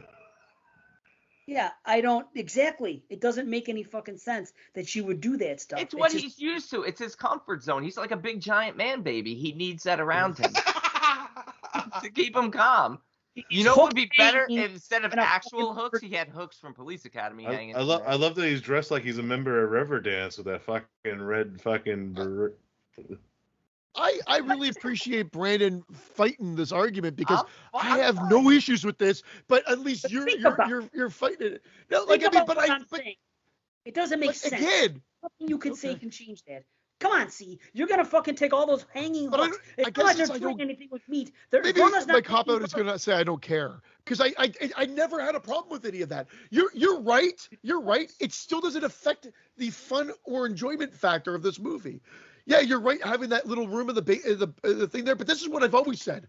I typically, my mind, I will say I now like a movie or I don't like a movie. That's it. But I'm not like the little nitpicks there don't irk me. Maybe Berta cuts her own pork chops on the side, and that's where she hangs, her meat, and she stores them in the freezer, and it's just people keep an extra freezer in the house. I know. It's only his fucking area. I'm telling you, it's to give him peace of mind, because that's like his comfort zone. Okay. Go ahead, B. I'm trying. Okay, first up, flashback scenes. Younger version of the fucking cop. They glue fucking just pieces of hair to the side of his head. It looks fucking awful every time I watch it. It looks like they glue this fucking the mutton chops. All this fucking hair like that fucking scene in Jackass. And then the fucking other guy that's supposed to be the younger version, they just glue a fucking mullet on the back of his head. Like, hey man, I'm gonna kill these fucking Sawyers, yo. Fucking. The fake Larry Fessenden? Yeah, the fake. Yes. I'm the mayor. There were a couple of fake Larry Fessenden. There was another guy, that Ollie guy who got killed. Yeah, that was the fake Larry Fessenden. He really looked like a fake. They should have just got Larry Fessenden. It would have been better cast. Yes, I was hoping you. Yes. Because the main bad guy in this movie, worst fucking actor ever. I wanted to punch him every time he came on stage. Which guy? Fuck. The mayor. The mayor. Oh, the mayor. Hated him. Fucking hated him. He was the fucking worst. Now, I like Heather. I like Alexandria. I can't even say her last name. I call her Blue Eyes and Big Boobies. I call her Dario. I call her Italian Princess. Yeah. Her friends are the worst fucking group of friends ever. Fucking Trey Songz and the other bitch. Fuck that. That one guy did nothing wrong. The guy that was going to cook for them. It just happened to be his girlfriend cheated on her. Yeah, but he didn't know. He seemed And fine. he got sawed in half too. Okay. Yeah, he's all I right. have a question about this, guys. Let me ask all you guys this, because this is the third time I saw it. The first time I saw it was, I think, on Netflix or something. But I recall a scene, or maybe it's just my Blu-ray, but I recall a scene where after she actually finds out that they cheated with each other. That's and in she the says, unrated cut. okay, well, so I got the Blu-ray. The Blu-ray I have is not the unrated cut, because that scene wasn't in there. I was waiting for it. I thought I watched the unrated and I didn't see it. Maybe I didn't watch the unrated. Yes. That's the only thing that's different about the unrated cut. That's why I'm so pissed, because when I first watched that cut, I'm like, and then I watched the regular cut on Tubi yesterday. I'm like, you gotta be fucking shitting me, because that's the only fucking difference between the unrated and that fucking version. And I didn't dream that. She did find out that they were cheating, and she made a comment to them, and then she said, "Forget about it" or something. Yeah, and then Trey Songz gets killed because he's terrible, worst guy ever. Fucking, there's Trey of them. Yeah, there's Trey of them. I do kind of like the look of Leatherface, like, even though he does kind of remind me of a Riverdance dancer for most of the movie. But then we got Scott Eastwood, who's like Chekhov's son. You know, like he's the I'm the mere son. I'm gonna pretend to be nice. The chief guy, the police guy, yeah. Yeah, I'm like, that's like a fucking. They don't even go anything. He's fucking useless. That whole character. Yeah, it's just for that one scene, just for that shock of, oh, you're not on my side after all. Yes. You know, like, it was fucking bullshit, and I wish they didn't even show, like, he's still out there, so, like, there's no fucking. I thought it was just to strengthen that rival between the families. Like, I again, like the Sawyers and everything like that. Like, and some unjust. I thought they did a good job with all that stuff. I actually have no issues with any of that. I wish more people died or someone died at the fucking carnival, and supposedly 12 people were supposed to die. And they just took that out. So Jigsaw backed down like a bitch to Leatherface. Yeah, the problem. Want to play a game? The problem with this is I gotta judge the movie on what we have. I can't judge what Adam Marcus says that the movie was supposed to be. I'm judging the product as a whole. And I agree with that. And I'm just saying. I don't have a problem with a lot with what you guys are saying. You guys do, and that's fine. My really big hiccup would be the fucking timeline. It's jarring, and it is that bad. It is supposed to be 74, and it is 2012. That does not make sense. But if you don't let that go, you'll never be able to enjoy the movie. I've let it go, and I find it's a fun, entertaining Texas Chainsaw Massacre film. That's the least of my worries. An error on the tombstone. It should have said 2002. That's it. No different than Pamela Anderson. Pamela Anderson. Voorhees gravestone saying 1979, and everybody takes it for fucking canon because it was in part 4. No, it took place. The original one, I don't care what anybody tells me, doesn't take place in 79. It was filmed in 79. Takes place in 80 because there was a Friday the 13th in June of 1980. Now, quick side question: Who had better tits, Pamela Anderson or Pamela Voorhees? Anderson. I'll go with Dario Argento here, whatever her name is. Dario Argento. Oh, yeah. True Detective Season 1. Oh, yeah. There you have it. Here's a question. Derek B, because you hate the movie, kind of. Maybe you can make this right for me. Why the fuck was remember that scene when she runs outside and she ends up, like, hiding in that coffin? Why the fuck was that coffin exposed? And how did he dug up the grandmother? No, because he dug up the grandmother. Dug in the road. Okay. Hold on, everybody at once. See, you say it. Oh, I just said because he dug up the grandma and put her back upstairs, and she runs into her later. He ran into and her they never even fucking acknowledge it. All you do is see a fucking woman there. She screams and runs away. It's never touched on again. And then, so in other words, he dug up. Go ahead. No, I just said what? Again. I knew what it was. I knew instantly. Yeah. Why? Why did you know? Just it's a Texas Chainsaw thing. Because it was the fresh grave. She even went to visit it, and there's the fresh dirt over it. And then when she runs outside, it's dug up. Okay, hold on. So you mean to tell me at some point, when they got there, it wasn't like that because she was looking at the grave. So at some point, Leatherface goes outside. It's because after they unlock him, because when the guy unlocks the door, he was locked in.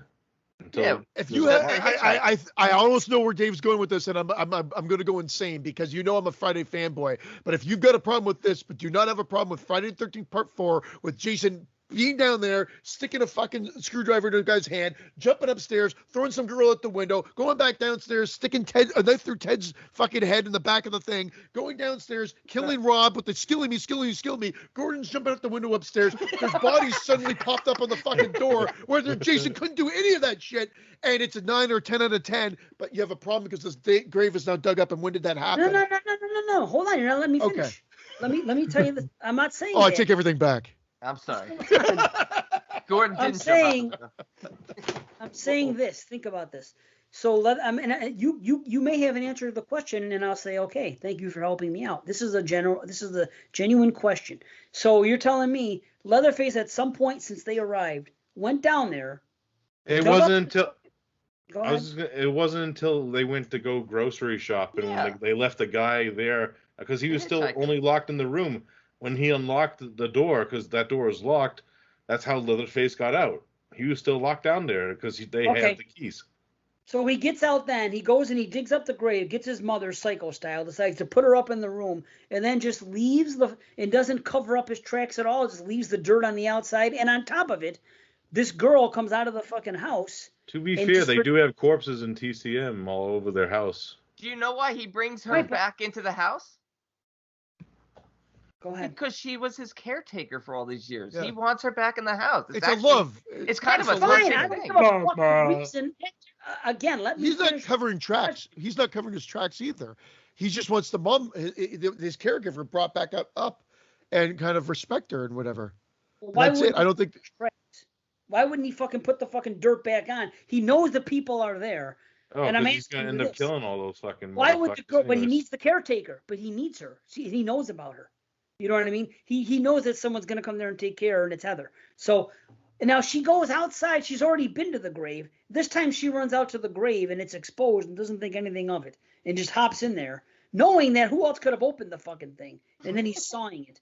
That's all I'm asking. I didn't get what it's a typical slasher move. A girl making a dumb decision, or a guy, anyone making a dumb decision and hiding in the worst spot ever. To be fair, she was chasing for her life then, so I don't think she had time to even think about that, too. That's fine. I guess I didn't put it together. Because earlier on she was there, and she was looking at the grave and everything was fine. I didn't put together that he went and dug up his mother and put it there. And that's why there happened to be, because my note basically says, well, there's a question mark. Want to play a game? Oh, no, that's before. Why was the coffin exposed? That was my question, and that's all I was trying to ask. Why was that coffin exposed? And the answer was because Leatherface dug it out to get his mother out and bring her in the house, right? That would have been the simpler way to the answer. Yes. Yeah. I was just trying to say, why was that coffin exposed? And then we went down that road. Why couldn't you spit it out quicker? You were angry. Sorry, guys. I was very angry at the time. Because Rob said you're killing me, and this is happening. Yeah. Well, no, it's just I feel like we will give this pass to the Friday 13th movies that are chock full of fuck ups, and it's okay. But then, so when I hear fuck ups, but you didn't have me on any of those reviews. I'd fucking butcher the fuck out of those movies. Yeah, true. Okay, but yeah, and again, true. We just let them go, and I just said I've had hiccups with this one, but once again, if this took place in 2012, then there's no problem with the FaceTime. There's no problem with the wardrobe. There's no problem with the age. But then, yeah, you've got to shift the time frame of where the original starts. But having her, she's not 39 years old here. She's not, and I think that's the biggest. That's the biggest, like, really screw up. All the other stuff is about family and about, like, a rivalry between these families that have spanned decades. I did and I'm okay with it. It's not picture fucking perfect, but it's fun and gory. Yeah. Let me ask you this: do they show Leatherface digging that grave or no? No. Okay. See, honestly, It's a that's review. all they would have had to do. It would have been a better decision to show him going out there, or just show him digging, and us as the viewer questioning it. Why is Leatherface digging? What's going on? Mama. Because then later, when you see the woman there, you know what the fuck's going on. Because the first time I see this woman sitting in this chair, when she goes up there, I'm like, who the fuck is this? What's going on here? I just wish it would have been, Verna Sawyer, bitch. would have been. Well, they are grave robbers. Like, I mean, they took that. That was the whole thing from the original, right? All the graves being robbed or desecrated.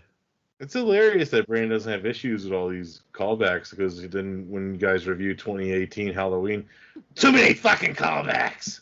Yeah. See, that's what I'm saying. Everybody does their He called shit. himself out on it. But no, I even referenced it before. I said it's just simply because I found enjoyment in this film, so the enjoyment outweighed any sort of nitpicks. Whereas in Halloween 2018, I didn't find myself enjoying it. Granted, I've only seen it once. I have not gone back to revisit it yet. Turkish Loomis is the goat of that franchise. Turkish Loomis. And this is in why his own environment. This is why I In his question own you. environment. I question all of this. I brought it up on the Watsy once. I said, is it fair for us? Because I hear people doing it on podcasts all the time. They always pile on when they don't like the movie, but the movies they like, they fucking don't have those same complaints about those movies. Are we doing our job as are we being fair reviewers when we do this? This was a question I posed on Watsy. I'm not saying I have the answer, and I am then. It was just something because I hear people do it all the time. I don't think it's the way to go. We're definitely not being. It's not the way to go. This is what I said earlier today. I said we're not. I'm not objectively reviewing movies, there would be no 10 out of 10 Friday the 13th. I'm being honest. There's no way a Friday the 13th movie would be a 10 out of 10 fucking movie. There's just not. That's all that matters. To me, I will rate. Yeah, but from your standpoint, we would have to basically create a rubric to judge every movie off the same standard, and that would be. What I'm saying is I don't like it when people nitpick these movies, but if it happens to be a movie they like, they don't look at that. Yes, that's because there's no standard for there's no rubric. There's no sort of blueprint for the standard way to review a movie for them. Whereas sometimes you see critics on TV, they break it down into 3 things. JP tries to do this, and it annoys me. Bad word placement. JP tries to he'll be like, I hated this movie, but it's a great movie. Like, what? No, it doesn't make sense to me. But that's more in line with what you're going for, where he's trying to be objective. But it this is the JP moment when I love Troll 2 more than Troll 1. 0.5 out of 10. Yeah, see, that doesn't make sense to me. To me, this is it. When you're reviewing a movie, people don't listen to fucking podcasts to see. And again, here's the thing. That's not even objective. If you say that this movie has the best acting and is shot the best, has the best score, the best cinematography, has all this, and this, okay, that doesn't a good movie make. You can have all this great stuff, but if the plot doesn't suck you in, or if you're watching the movie and it's a horror movie and they cut away on the kills and you don't get to see the gore, or whatever reason you want to complain, I'm not listening to a podcast to see what is the best made film. Made, not best film, is a big difference, and that'll always bother me. There's a best made film, there's the best film, and there's your favorite film. To me, best and favorite are the same thing. I don't give a fuck how good a movie is made. I don't care. I'm not here to do that. Yeah, anyone can do that. You know what I mean? That's the difference to me. Well, then you're more in the subjective category with us, the way we do it, where we'll forgive it for one, but not for another, because it's all about enjoyment. Hey man, I give movies. Hey, I give the movies. Nostalgia factor, like we said earlier. Yeah, for sure. I give movies 10s all the time. You know me, but I give 10 out of 10, Derek. We know. But I nitpick the movie still. I give the original Halloween a 10. But that whole scene where you see Michael with the fucking mask already, and then Laurie and Annie are driving after school because you see that scene with him the mask on. The fucking grocery store alarm's going off, and the cops. We just got here. The fucking it's going. Guy stole a mask, some rope. Fucking Michael. Fucking there's that. And where were they driving to? Going on for a morning. We don't know how long that alarm was going off for. Yeah, Maybe For 8 hours. 8 hours is the worst police squad ever. The police station's right down the street. The alarm, and again, I watching it all those times, I never really thought about it. Then all of a sudden, you just one day, same sort of, I'm like, wait a second here, and then when they drive, it's dusk and it's dark, and they get to the house, and then you find out that Loomis walks around the fucking corner at the end of the movie from seeing, and you're like, I was over here, I'm over here. Hey, where were they driving to? You know. Anyway, we're not talking about Halloween. This movie, I do love Texas Chainsaw. I'm watching it right now. The cop's getting his face peeled off. This might be the goriest. This actually might eclipse K&B did the last effects, two right? movies. A and B, you're right. Yep, 2 of them. Yeah. Correct. That saw in half of that one guy on the hook is fucking tremendous. Yeah. Love it. Yeah. It's gore. there's some good gore in it. Yeah, it's good gore. The lighting, I like the aesthetic. I like the lighting in this one. Here goes with the We lighting. forgot to talk about my favorite character in the movie, Richard What's Riley. your favorite character? Richard Riley. Richard Riley is the lawyer. He's like a little cuddly bear. Oh, yeah, that guy. He's from, what do you the call little it? cuddly From bear Casino. Hatchet. He's in Hatchet. And he's in a ton of things. Chillerama's his best role. Rosebud, motherfucker! No, Office Space. His jump to conclusions, Matt. Jury Yeah. duty. He's He's the guy great in in pretty much Casino. everything. Yeah. You know, Dude. what's the thing threatens him when Joe Pesci tells him Say he's the hello banker? to Judge Ito. Yeah, and Goodfellas, yeah. Wasn't he in Fear Yeah, Inc. yeah. also? Didn't he When wear he the tells Drew him. Barrymore sweater in Fear Yeah. Inc.? He got Barrymore. He Bill got Barrymore. Yeah. Yes, Barrymore. Yes. I think he's even like the security guy in the beginning of The Fugitive too. I think in the bus. Wow.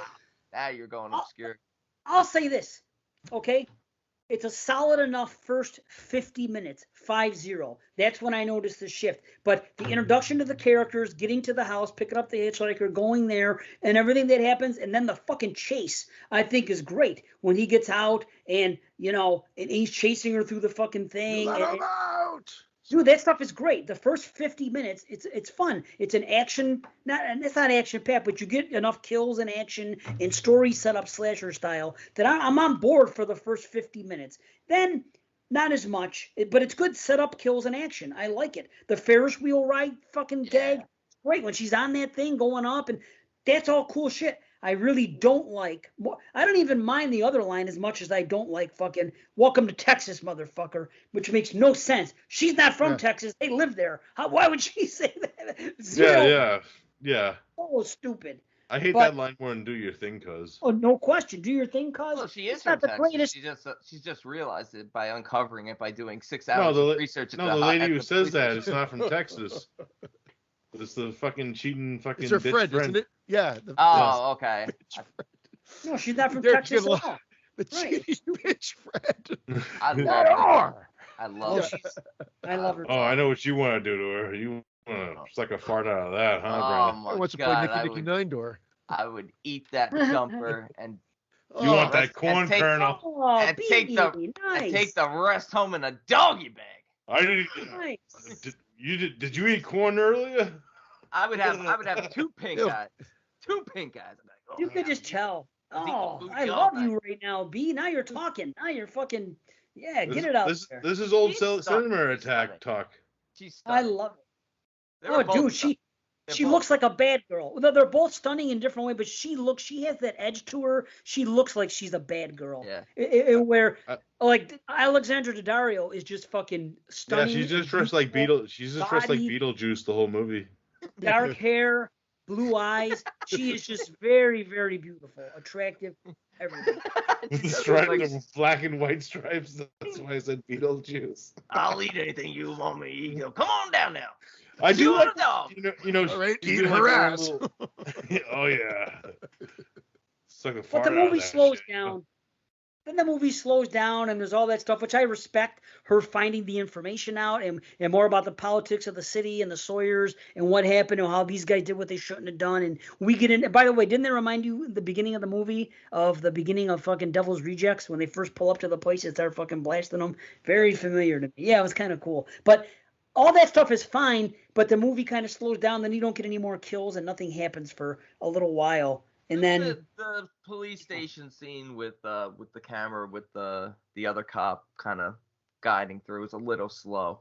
It's done so it gives Alexandria like what seems like 12 hours to go through the entire file and piece everything together. Then she gets to run out, go meet Richard Really. But I love how he opens the freezer, she pops up and he shoots her. Because it would have been a gut reaction. Yes! You would have freaked out like, bam, oh shit. Shit. I thought it was going to be Leatherface in there, and I would have been mad. I would have been like, there's no way Leatherface would do something like that. No way he'd fit in there. That's a 5x7. True, it is small, but still, I don't know what it's on. But still, I'm like, if you would have popped out, I would have been like, no, that's a Jason Part 2 or a fucking Michael from Part 1. I still think it would have been better if they had Hooks from Police Academy on the hooks. Oh, it would have been awesome. Hooks. That should be our movie.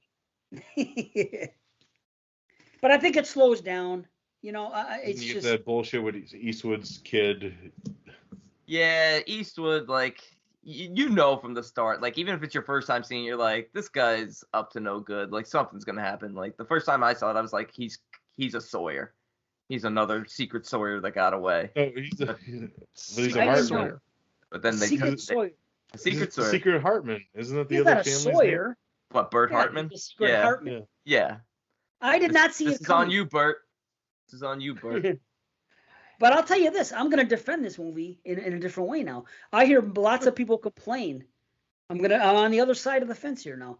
I hear a lot of people complain saying that they think that her switch was done too quickly and then all of a sudden she's going to align herself with these people and this and that. By the time that happens in the movie, I think it's justifiable because her home life is shit. The people that adopted her treat her like shit. She comes out here, her friends aren't all that. Again, they removed that one scene from the thing, but so she knew that there was cheating going on. Now, yes, she does know that fucking Jed killed somebody. I understand, but she also figures out, hey, these people torched and fucking killed this whole family when they were complying to fucking send him out and do it. Yeah. So these people are against me. So who else am I going to align myself with? If I don't, these people here are going to kill me anyway because I'm just going to be another victim for fucking the Sawyers. And I am a Sawyer. So why would I not go against them? So I think the switch, given everything that we've seen her character go through from the jump of the movie, it makes sense that she would align herself with him.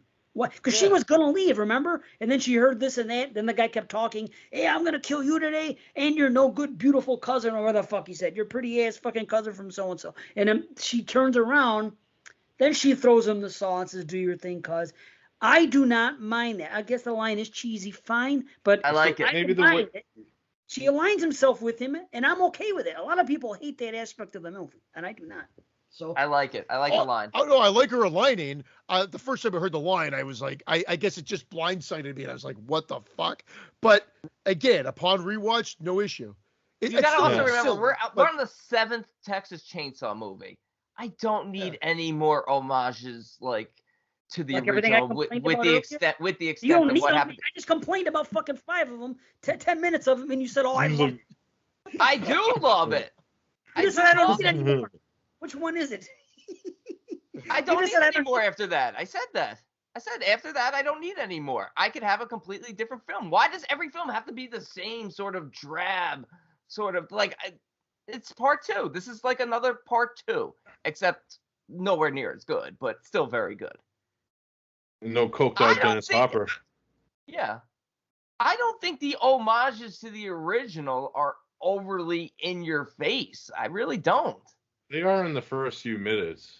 Yes, it's way too much, man. But We'll agree to disagree, I guess. I don't know. It didn't feel forced to me. It just felt like they were creating the atmosphere, especially since it takes place 2 seconds after the original ends. It's like that part is fine, but everything in 2013, they don't need to do that. That's all I'm saying. I still stand by the fact that Leatherface is going to hook and sort of put his victims in freezers if he's allowed to get out. I'm okay with that, but I don't think that's his gig anymore. He's not a killer anymore. He's being taken care of this by Verna and just staying here. And yes, but he's locked up. But if you let him loose, he's going to kill. I'm not saying he wouldn't. No, that's fine. And that's what he does. He kills, and he kills in the same fashion that he killed in for the last 40 years. And this is something else positive about this film that I'm going to say. Again, I'm switching. Yes, I have my complaints, but there's things I like. I also like Which is it? that we find it's a bit of both. Like I said, there's good and there's bad. But this is this is Leatherface's movie. This movie should have been titled Leatherface instead of the next one because there are no other family members. He's finally front and center doing the fucking killing and being the main antagonist outside of the cop, of course, but the mayor, but you know what I mean. He's the killer in this movie, and it's just him without his brothers. I think that's what's good about it. It's really good. This is a Leatherface movie, the only one really. I like that. Yeah, it's good. Yeah. The only downfall of when she says "do your thing," cuz is it takes him a little too long to do his thing. Well, he's like 75. He's 75 and he's like, wait, we're cousins? He's like fucking Ric Flair. What is cuz short form for? He doesn't even know the short form of cuz. He's thinking because. He's thinking because. He's looking behind him thinking there's a guy named Cuz behind him. But anyway, when you call the line cheesy, it works because this is a cheddar film. This is a cheddar version of TCM. It works. I figured it out though, cuz she wasn't saying cuz as in cousin. She was saying, do your thing, cuz. These people have fucked you and your family over for years. Yeah, that's in the unrated version. Yeah. Do you think, cuz? Do you think? They even cut out the B before it. It used to be, do you think because? I fixed it for myself. Do your thing, cuz. I don't know why. Because these guys are assholes. I will say the grinder kill, if you're not watching it in 3D, looks kind of shitty. Yeah. But all 3D kills kind of look shitty if you're not watching it in 3D. Yeah, for sure. I just wish that they showed like them kill the fucking son because like that's never gonna have like a sequel that follows that up. It could have used a good kill of him.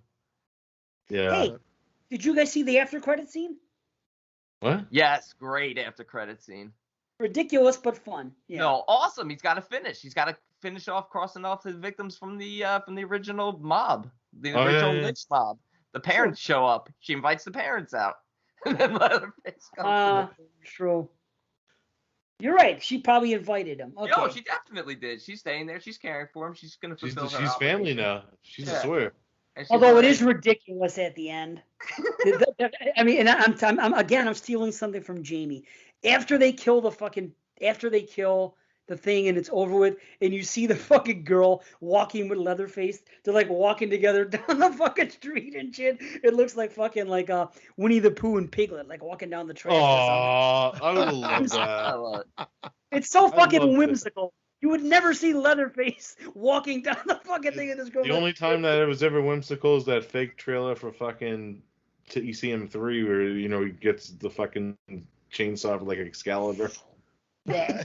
Oh, yes. Why does it seem ridiculous him walking with a female, yet if he's walking with Drayton and Nubbins, it's not like ridiculous. Because he never walks around like that. Because the only other time we see him walk is it's badass. It's at the end of fucking the beginning. He's walking down the street when he kills somebody. That's intimidating. Seeing a fucking psycho killer like any of them, imagine Jason or Michael or anybody doing it. At the end of the day, okay, let's go home now. We did what we had to do. Let's walk back home. This long walk. It's just fucking ridiculous. Come on. It's silly. I don't think so. When you're talking about a 30-year time jump and maybe a little bit more rational, because he's he's completed his task of getting revenge against those who murdered his entire family. Yeah, but the fact that he's in public, that he's walking around places, walking back to the house, just like I like that. He didn't. I wish there was like a mall scene where they just go mall shopping and do change outfits. Something, yeah. They should stop at a fucking, a drive-in and get a burger on the way home. Let's sit down. It's less ridiculous. It's less ridiculous than Michael Myers driving to Spirit of Halloween to get a Shatner mask. Leave my Shatner mask alone. I mean, he learned to drive last night. Like, fuck that. That's ridiculous. The Thorn Colt's on the drive, At least Leatherface isn't driving or fucking operating a boat. Let's take this train I built. You never know if he could. They shouldn't have shown the scene at all. The movie just should have ended there. the kills happen, and if they want to touch upon that she's the new caregiver, show them at home later. Don't show them walking home. It's just fucking, I don't know. It doesn't belong there. It's like the end of a melodrama or something. I don't know. It's just, I don't know. It doesn't fit to me. It's funny. It's goofy. Yeah. It's like Jamie said. It's like fucking Winnie the Pooh and Piglet walking down the railroad tracks at the end. I don't know. It's just weird. Christian, get in on this. I got to film this fucking movie myself. You fucking prick. Yes. You skunk Yes, bastard. you're I'm all trying here. These fucking guys are ripping two people walking down a road apart. Could you imagine Jason walking down the fucking thing with some guy at the end of something? They could talk another 2 hours. My rating's staying the exact same. I don't get swayed. It is whatever it is. You can. I'm done. I guess Should we just rate it now then? In that case, No. Derek, you have more to add. Do you have more to tear apart that I haven't that neither of us have brought up? I'd like to hear it if there's more. No, actually, I pretty much said all my complaints on the movie. You know, I do find it kind of tedious following these characters that I'm not really rooting for. I like Heather. There's some things I also like in the movie. Like I like that she makes bone art. That's a nice callback to TCM. Yeah. You know. That's all I needed. Yes. Yeah, that was cool. That was kind of fun. She likes playing with bones. She works at a meat pet. You know, there's some fun stuff in there. I don't actually hate this movie like I was edging on. You know, I kind of enjoyed it too. I'm not saying it's fucking perfect though. No, of course not. I don't think even Brandon and I were. Far from perfect, but enjoyable. I would watch this one again sooner than I watch 03 again. Yeah, 03 fucking sucks. Yeah, I really don't like 03. And 03 feels like and my boy Jonathan Tucker's in it. Yeah. You know, he's and that feels like the homage to the original is forced and rammed down your throat. And that one feels like it. Yeah, but they didn't do anything there. Yeah, it still some feels Neil forced Cage down your trying throat. to look at Jessica Biel's tits and ass. Just Look the at Jessica look and Biel's everything tits. and the feel of it. They did that low angle shot coming up to the house and Yes, whatever they did. yeah. But that's different. It's not the same exact thing. Not the same clothes. It was too obvious. I would rather have the same thing with a different look to it, a more cheesy slasher look to it than a fucking just grainy looking try to recreate 1974. Beginning, like I said, had the same look, but a much more entertaining film, and finally, a chainsaw wielding Leatherface who uses his chainsaw to kill. Yeah. And the last two have been more slashers. Sorry, Derek. Yeah. Better ending too in that one. Oh, much better, yeah. Oh boy. Texas Chainsaw 03, for me, all it needs is like maybe 10 minutes of editing, and you have a better film. Definitely. It just needs some things. Because Marcus Spell's a fucking music video director. It looks like a fucking music video for most of it. That's true too. Yeah. Yeah, you know. But it's whatever. You know, I like the movie. If we're rating it now, 6 out of 10. That's as high as I can go. All right. I mean, that's a decent rating based on what you guys are saying. No. I mean, I'm 7. I'm 7 out of 10, and I think that's a fair rating for it. I'm exactly there. 7 out of 10. Oh, I'm 6.5. So 6.5? You fucking you motherfucker, you. I told you, there's good and there's bad, and the first 50 minutes are fucking quite good. I just don't like some of the stuff, and I did have some complaints about the most of the fucking armadillos wearing the necklace. You pulled a Brandon. That was a Brandon where he's like, where you feel like he's shitting on the movie all day. I'm a 7 out of 10. I'm like, what the hell happened there? I went back. Good, though. I'm happy. I'm happy, D, because that's fair. That's a fair rating, so I'm happy. It's just a hang up, I guess, because of the conversation of the hang-ups. I thought maybe you'd be 5.5 or 6. But 6 is still decent. So I don't think there's anything wrong with the 6. It's not like Mother's a Tear, which goes down every time I watch it with all that fucking shitty CGI in that movie. Which one? It's Mother of Tears. You know, I still haven't seen Mother of Tears. Wow. Oh, wait till you see that CGI Dario Nicolodi. Oh, no. I gotta watch that. That's like one of the few Argentos I haven't seen. And the fucking song, Mother! Yeah, but the timeline thing is a problem. Oh, tears. He's trying to explain something. He's just fucking singing. I'm still Oh, it's mad okay. at Dave. I'm still mad at Dave for fucking nitpicking the armadillo and then saying the first 50 minutes of the film were his favorite and giving it a 5-0. 6.5 out of 10. All I'm saying is the first 50 minutes are a nice fucking fun ride for a slasher flick. I'm on board with all that stuff. Yes, I thought they were heavy-handed with the callbacks and the obvious things to part one, but that was my only complaint. I didn't even hamper on the timeline. I said it could have been easily fixed, and shame on them for not doing it, but that was my only complaint. I had a question. Well, I just had a question about the coffin being exposed. It wasn't a complaint, and it was answered. So the worst thing I had to say was what I said, that bullshit in the beginning. But I mean, that is not a movie make. Again, it's just I wish they would have toned it down a little. But I don't like this new phrasing. That does not a movie make. Yeah. I think that's my biggest nitpick of this show. Oh yeah. Is what? That does not a movie make. Oh my God. This new phrasing. I like that. I don't mind that phrasing, Dave. I just want to remind everybody that we will be putting on that 20-minute interview at the end, and thank you for John Rhodes for sending it. I think it's great. I wish you didn't send it? No. I wish I could have been part of that interview process, because there would have been. I want to talk to Adam Marcus, because I actually want to say you've irked me, but every time I hear him speak about the damn movies, I'm on board with what he has to say, so I'm almost forgive him. Well, he's a smooth talker, but still, at the end of the day, you got to watch his film. Watch fucking Jason Goes to Hell, and you'll see. There's no way he could talk for fucking 100 straight years, and he's not going to convince me there's good about that movie. I'm with Dave on this. Fuck that guy. Fuck him. I guess he's a nice guy, though. I just don't like the I'm interview. sure he's a great guy, but fuck him anyway. I did actually listen to Adam Marcus on a podcast recently where he was talking about Freakin's Cruising, which is pretty good. Never saw it. Someday. Well, so I just want to say, enjoy the interview, because I think it's a great great little compliment to what we've been talking about here, and it definitely talks about some of the nitpicks, not necessarily all of them, because all those, it sounds like all the direct continuation and the callbacks were probably part of that original one. So, but those were nitpicks to me or to Brandon. So more like nitwits. No, am I right? That's what we were gonna nickname the guy's hair in the beginning of the movie. Now that's a nitpick, but that's funny. His wig, his hair did look ridiculous. I didn't even notice it, as usual. I never looked noticed like it was just painted on. I didn't notice that. I didn't notice bad acting. I didn't notice any of that shit. Maybe I'm glad I don't, because I would come down on movies more. Think about it. At least I fucking, easily amused is a good thing to be. Fucking so, shit, man.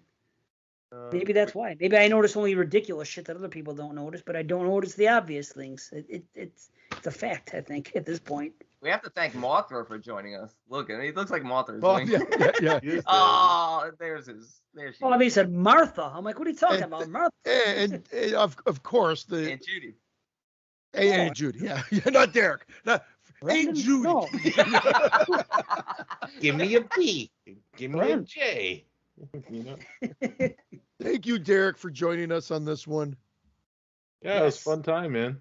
Absolutely. And what do you got coming up on the podcast train? I know you got stuff brewing.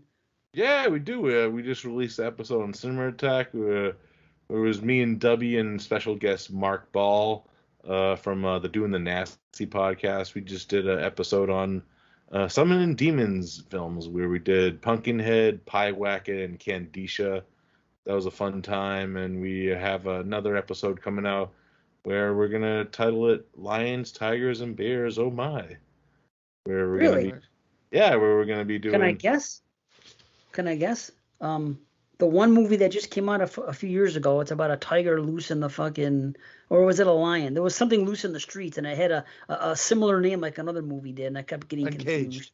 Encaged, yes. Yeah, that's actually one of the movies. See, there you go. So that's one movie. Bright? Are you doing Burning Bright? Yeah, Burning Bright. Yeah. And the bear is gonna be what do you call it? Fucking grizzly. Into the Grizzly Maze we're doing. Oh, Into the Grizzly Maze. Yeah. Burning Bright does not get enough love. Burning Bright is a fucking good film. It was almost one of my 2011 picks for the summer series. I should have picked that's Never heard of it. Oh, it's about a tiger loose in a house and a sister and during a hurricane. During a hurricane, and a sister and an autistic brother have to survive in the house while the tiger's loose. It's really good. It's a CGI tiger or no? No, it's a real. They use a real tiger. It's real. I watch this movie now. It's a very good film. I think it's on Tubi. Wow. Yeah. Continued. Not yet. Meatloaf's in it too. I love meatloaf. Kuno? Mashed potatoes. Kuno Matata. Yeah, sorry. This is my one thing has been kicked out. Yeah, but kicked out about 20 minutes ago. I wish you got kicked out 20 minutes. But As do I. I'll just move on because I have like 6 different shows. You can also find me on No More Room in Hell, where it's me listening to Mike and Venom talk about video games most of the time. And then They're Here should be returning soon because the next episode we're actually going to be doing the Poltergeist franchise, which kind of sucked because it was during when we were about to be involved in the summer series, which kind of we had to watch 400 movies for that, so we went kind of crazy. Never heard of the summer series.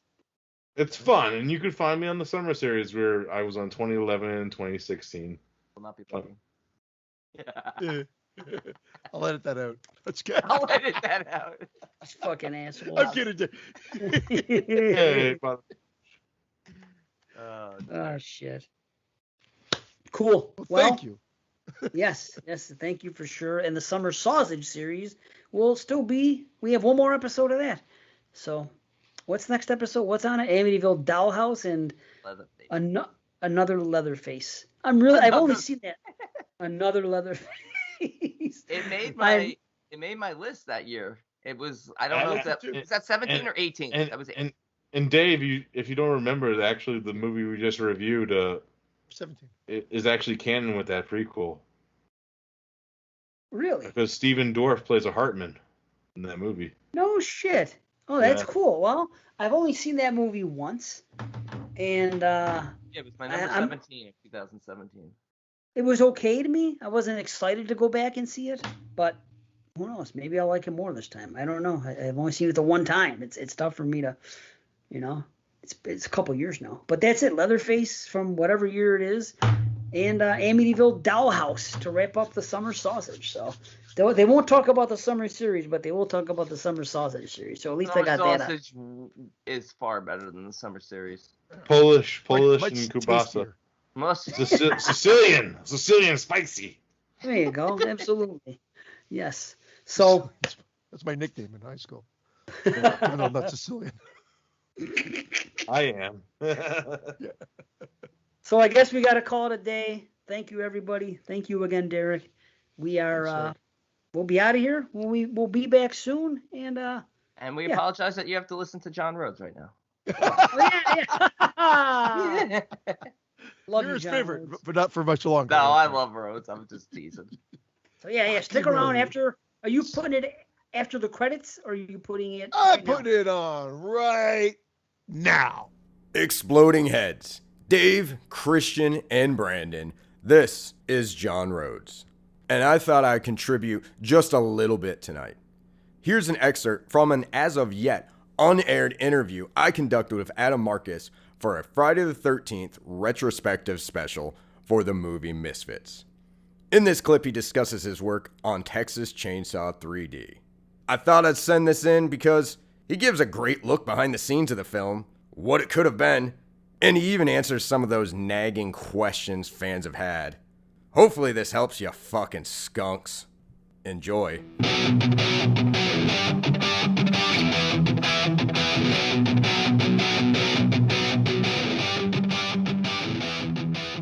I have to ask you, you worked on Texas Chainsaw 3D. I did.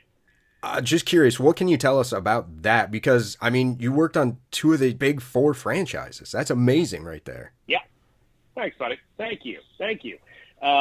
Look, here's what I can tell you about Texas Chainsaw. Deb and I were represented by a company called Evolution Entertainment, which was a management company in Hollywood. and we had incredible managers there, Stephen Gates and Evan Corday, amazing people. Mark Berg ran the company, and Mark Berg is also the guy who brought you Twisted Pictures and the Saw franchise. Oh, okay. Mark had a second in command working at that company for him and Oren Koulis. This guy who I won't name, but was really somebody who's pretty infamous. They had hired a fantastic writer to do the initial drafts of that movie. So Steven Susko, the guy who wrote The Grudge, also who did that fantastic Unfriended Dark Web movie that came out a couple of years ago. So good. He wrote and directed that. Really good. Steven is another madman. He's freaking crazy, and he's awesome. Steven wrote a script that Lionsgate, which at the time was going to be producing the movie with Twisted Pictures, he wrote a draft that Lionsgate hated. They gave Steven notes. Basically, they did not want cannibalism to be part of the movie. Okay? Now, Steven, much like I would have, said, wait a minute, it's the Texas Chainsaw Massacre. They're cannibals. That's the whole point. Yeah. That's the movie. Well, here's the thing. Lionsgate had a disaster with Midnight Meat Train. It was one of the biggest disasters of Lionsgate's history. They did not want anything about cannibalism ever again. It was off the plate for Lionsgate. So Steven, being the madman that he is and being as much of a horror fanatic as he is, went, okay. And he doubled down and gave them a movie that was more about cannibalism. So Steven was let go from the project, and they started looking for new writers. Well, Deb and I were at Evolution. Twisted Pictures were making the movie. They immediately came to us. Deb and I came up with a story, right? We pitched it to everybody at Evolution and at Twisted. They loved what we did, loved it. And then they gave our 2-page story outline to 17 other writers. Oh, God. Yeah.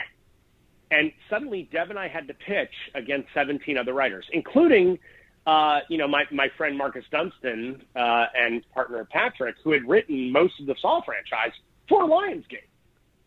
So Deb and I wrote a 15-page treatment for the movie. We also wrote the first 11 pages of the screenplay because they were running out of time. They had to get this thing into production. Otherwise, they were going to have to pay an extra $1 million for rights. So Deb and I did all this work. We were the last people to pitch, dead last. Oh, no, I'm sorry. We were second to last. Patrick and Marcus came in right after us. We did our pitch, and the room was shocked. One, we had a 15-page treatment for the movie. Two, we'd written the first 11 pages. We wrote that whole opening sequence of the film. And they were like, what the hell? Like, they'd never had anybody come in like that. And, of course, we were like, yeah, well, we're the ones who wrote the freaking story to begin with, so, So, yeah, we're going to be a little further ahead on how to deal with this story since it's our story. Anyway, we beat out all the other writers, and this is from Lionsgate, not from Twisted. This was Lionsgate wanted us. So, which was great, right? Right. Okay, we come in to do the script. Deb and I write ostensibly 6 drafts, but really only 2 drafts officially. We wrote a movie that was going to be a $20 million film. Lionsgate loved what we came up with and were ready to move down the line with us, but the producer of the film, who had come from Twisted, this guy was awful. He would have screaming fights at meetings where Deb and I would be sitting there quietly just wanting to, do what the studio wants us to do and get this movie made. And this guy would just go bananas every time we walked in a room with him. Well, Lionsgate said to this producer, you know what? We can't work with you. You're going to go and find financing elsewhere. We're going to release the movie, but we're not producing it anymore. Get out. So he had to go find money. He then cut the budget by over, I think it was 60%. So it was about $8 million budget. Oh, wow. Right. he wanted Deb and I to come back and do rewrites on the film for free. And by the way, just so that you know, our bonus was tied to the budget of the film. Oh, God. So by cutting the budget of the film, we were literally cutting our money in half. We were cutting our bonus in half. So I said we would be happy to come back and do the rewrite of the movie. All we ask is we had box office bumps in our contract that were not guaranteed. I said, as long as you guarantee our box office bumps, then if the movie makes a certain amount of money, Deb and I will get paid from the audience, not from you guys, and we won't lose our bonus. So literally, we were going to do the rewrites for free. If the movie was a success, which it was, we would get a little extra money. And I'm saying a very little extra money, but it would cover our bonus that we were going to lose by cutting the movie's budget by 60%. Okay? Makes sense. This producer flipped out that we had any demands whatsoever, and we should just be happy to come and write for free. I'm not kidding. Those are his words. Wow. So Deb and I said, suck it. And this guy took our drafts, cut and pasted them up, the 2 drafts, but he had 6 drafts in his possession. He made a Frankenstein version of our script, which, by the way, we're Writers Guild writers. You cannot do that. You can't do it. Okay? This guy did that and got John Lucenhop attached to the project as director. John came on, and he really wanted to do a rewrite on it, but he didn't have a WGA contract on the film, so he brought a writer friend of his and told her, this is what I want you to change in the movie, which they did. So let me give you just a breakdown. Our film, our idea was that the movie would start with the last scene of the first movie, much the way the film starts now. So that was always the plan. We were like, look, you're going to do it 3D, so let's separate the plates on the original film and turn that footage 3D. And they were like, oh, that's brilliant. That's amazing. We're like, great. And I said, much like I did with Jason Goes to Hell, I was like, look, let's fix a problem of the first movie, which is Sally gets away. If she gets away, the first place she's going to go is the cops. The cops are going to turn around and go right back to the Sawyer place. Absolutely. So it's like, that has to happen. Like, that's got to be the scene. So this idea of a siege at the Sawyer house was always there, right? That was always in there. Now, by the way, the image that got Deb and I the job, the reason why we got hired, and I know this because an executive told us flat out, this made them go like, these are the right writers. The character that Alexandra Daddario plays as a baby, that baby is in her mama's arms while mom is breaking out the windows of the front of the house and shooting people in the head. Oh, wow. Okay. So literally the baby is suckling on her mother. We see her suckling while mom is shooting people in the face. Okay. That was the image that made Lionsgate go like, these are the writers. We found the people, right? Which, you know, look, is awesome and definitely the kind of thing Deb and I write. Here's the other thing. There was no hitchhiker in our script. It didn't exist. Because here's the thing. In 1993, when the movie takes place, because, you know, that would be 20 years from the first film, and Heather is 20 in our movie, from 1993, nobody hitchhiked anymore. Nobody did it. It didn't happen. No. There were too many stories of people getting freaking murdered. So that didn't happen. And we knew it didn't happen. And that was some nonsense, right? Right. So we didn't have a hitchhiker.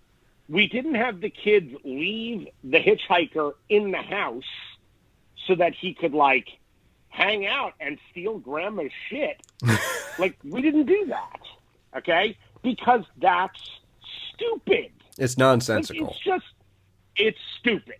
No one would do it. Why are we doing it in this movie? So we didn't do that, right? Okay, fine. The other thing is, there was no fucking cell phone in the movie. Part of the joy for writers is that when you can write about a period of time before cell phones, they can't fuck up your movie all the time.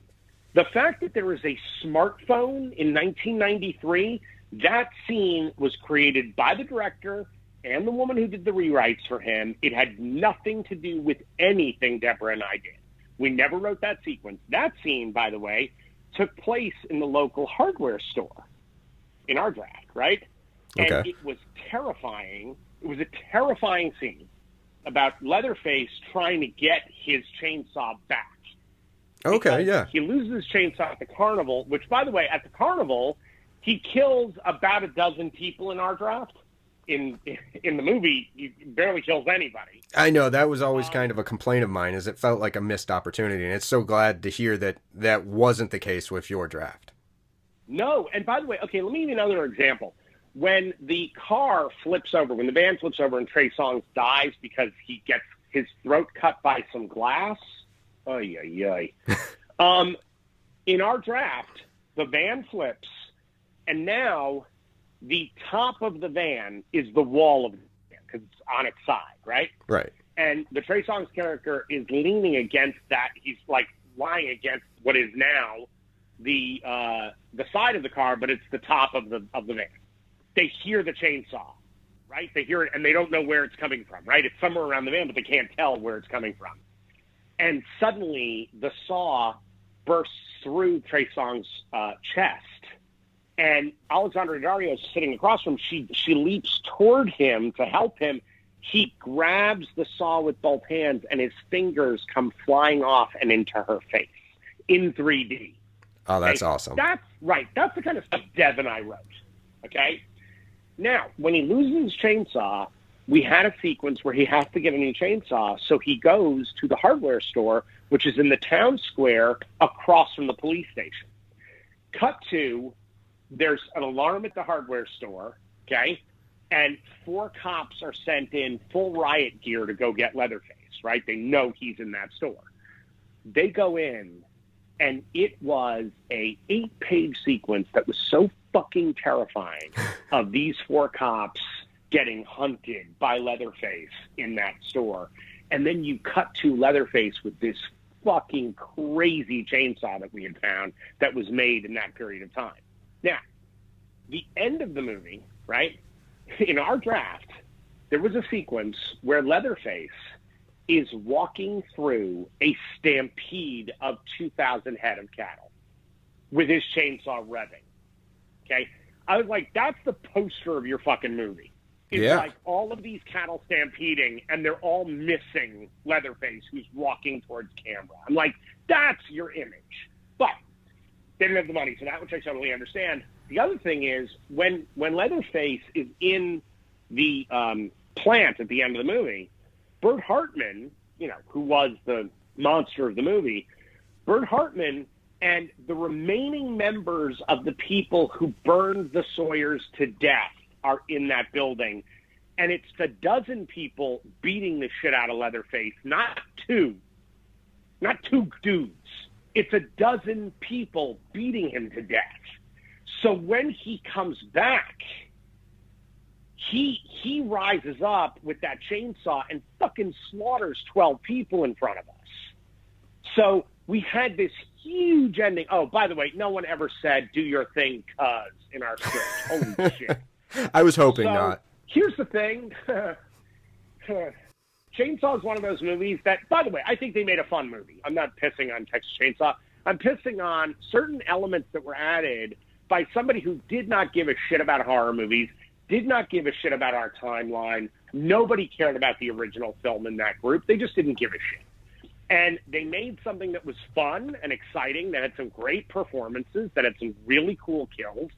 But they were more concerned with making a really cool widget rather than making a great Texas Chainsaw movie.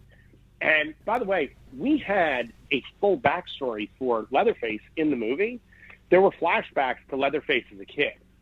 Oh. And those flashbacks were insane. It was so good, man. By the way, Bert Hartman, you find out, has been torturing Leatherface since he was 7.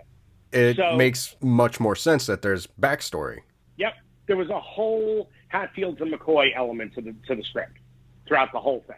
And how the Hartmans had poisoned the water supply to the Sawyer farm, and that's where the madness of the Sawyers came from. Oh. So you've got this like centuries-old family feud between these two families. So the Hartmans are responsible for creating the monsters. It's also why Leatherface's grandmother is the one who's this rich woman who lives very well and has that house. So, like, we had a whole thing about, like, the backstory of these characters and not just treating them like, oh, they're just a bunch of bumpkins. Like, I hate when people do that. Like, great, anyone under the Mason-Dixon line is a dumbass? What is that? Like, stop. It's offensive. It's just offensive, you know? I'm all for, you know, something like Wrong Turn. Great, that's that specific Ozarkian kind of thing. But let's be honest, guys, like, I'm sorry, the people in South Texas are fucking brilliant too. Like, you can find amazing, remarkable people. Most of them are. So this idea that everybody's a shit kicker, it's heinous. I find all that stuff really heinous. And, you know, that's the way they went. Look, there was at one point when this producer asked Deborah and I, was like, look, I want there to be a lawyer character in the movie who's like, hey, now, you see here, say, she was a great woman, that woman. Let's come on in and arrest the smell. I was like, you want us to put Foghorn Leghorn in the movie? That's exactly what I was thinking when you were did. explaining that, too. They did. Yeah, they did. They put Foghorn Leghorn in the movie. That's the character in the film. And I'm like, what is this? Like, suddenly it's like the Looney Tunes version of Tennessee Williams? What are you doing? But again, the reason writers are hired is that they're experts in what they do. And if you don't know something as a writer, you go and research it. And Deborah and I spent a ton of time in Texas. My wife actually lived in Texas. And even though I'm an East Coast Yankee, I went and did my research so that I would treat that area with respect. And look, you know, when this movie came out, my favorite thing about this film, actually, and it was something I didn't know until I had actually written one of these movies, the transgender community loves these films, loves them. And I never thought about it, but Leatherface they kind of own Leatherface a little bit, because Leatherface is wearing women's skin. That's kind of what he's doing. It's based on Ed Gein, the same way that Silence of the Lambs is, and others. So Deb and I, suddenly we would go do a signing, and we would have this like incredibly long line of transgender fans, which was extraordinary. Like that was the most exciting part about the whole thing. But the other part of it is, look, the movie came out and fans got pissed about Do Your Thing Cuz and why is there a smartphone in 1993 and. And by the way, here's why I can tell you it was 1993, because even in our draft, the movie that's playing in the town square is Jason Goes to Hell, which came out summer of 93. It's right in the script. So we planted everything we needed to have to make sure that everybody knew this was 1993. That being said, we would get dinged for this stuff that we didn't write. We're like, wait a second, we didn't write that knuckleheaded nonsense. We wrote a really smart script. By the way, Toby Hooper, before he passed, he called Deb and I at home to tell us that our script for that movie was the first true sequel to his original film. He loved our script, loved it. I was so blown away when Toby called us. I turned to Deb, I said, yeah, you can just put me in a box. Like, life goals have been achieved. I'm good. Good to go. Well, I mean, you just got approval from the master himself, so. Yes. So, you know, Chainsaw was a very weird, long, crazy journey. Deb and I booked a lot of other script writing because of that script. Like, people read that script around town and, like, lost their shit over it, like, loved that screenplay. But because we made Leatherface into this Frankenstein's monster character. That was so much more interesting. It was like, I have no problem with making him the anti-hero of this movie. Let's make the villains much worse than Leatherface. And let's make them responsible for Leatherface. And now the monster has turned on them. That's interesting. And look, Alexandra Daddario is so good in that movie. I mean, she is so freaking brilliant in that film. And she's an awesome person. So, look, it was an opportunity to be part of a franchise that I adore. I just wish that people had gotten to see the movie we wrote. I completely get that. And having heard you actually talk about the original draft of Texas Chainsaw, I have to say I really would love to read that script and see what it should have been. But you're also right. Alexandria was amazing in that. And I actually think Dan Yeager did a fantastic job as Leatherface, too. Oh, he's awesome. He's awesome. And by the way, Dan's just a sweetheart. Dan's just an amazing guy. He's a great dude. Yeah, I've actually have you interviewed him? I actually have had the pleasure of interviewing Dan, yes. That is awesome. Love that. Love that, dude. That's great. No, Dan is Dan's spectacular. I've done signings with Dan. We've done view-alongs online with Dan. I love Dan. Dan's awesome.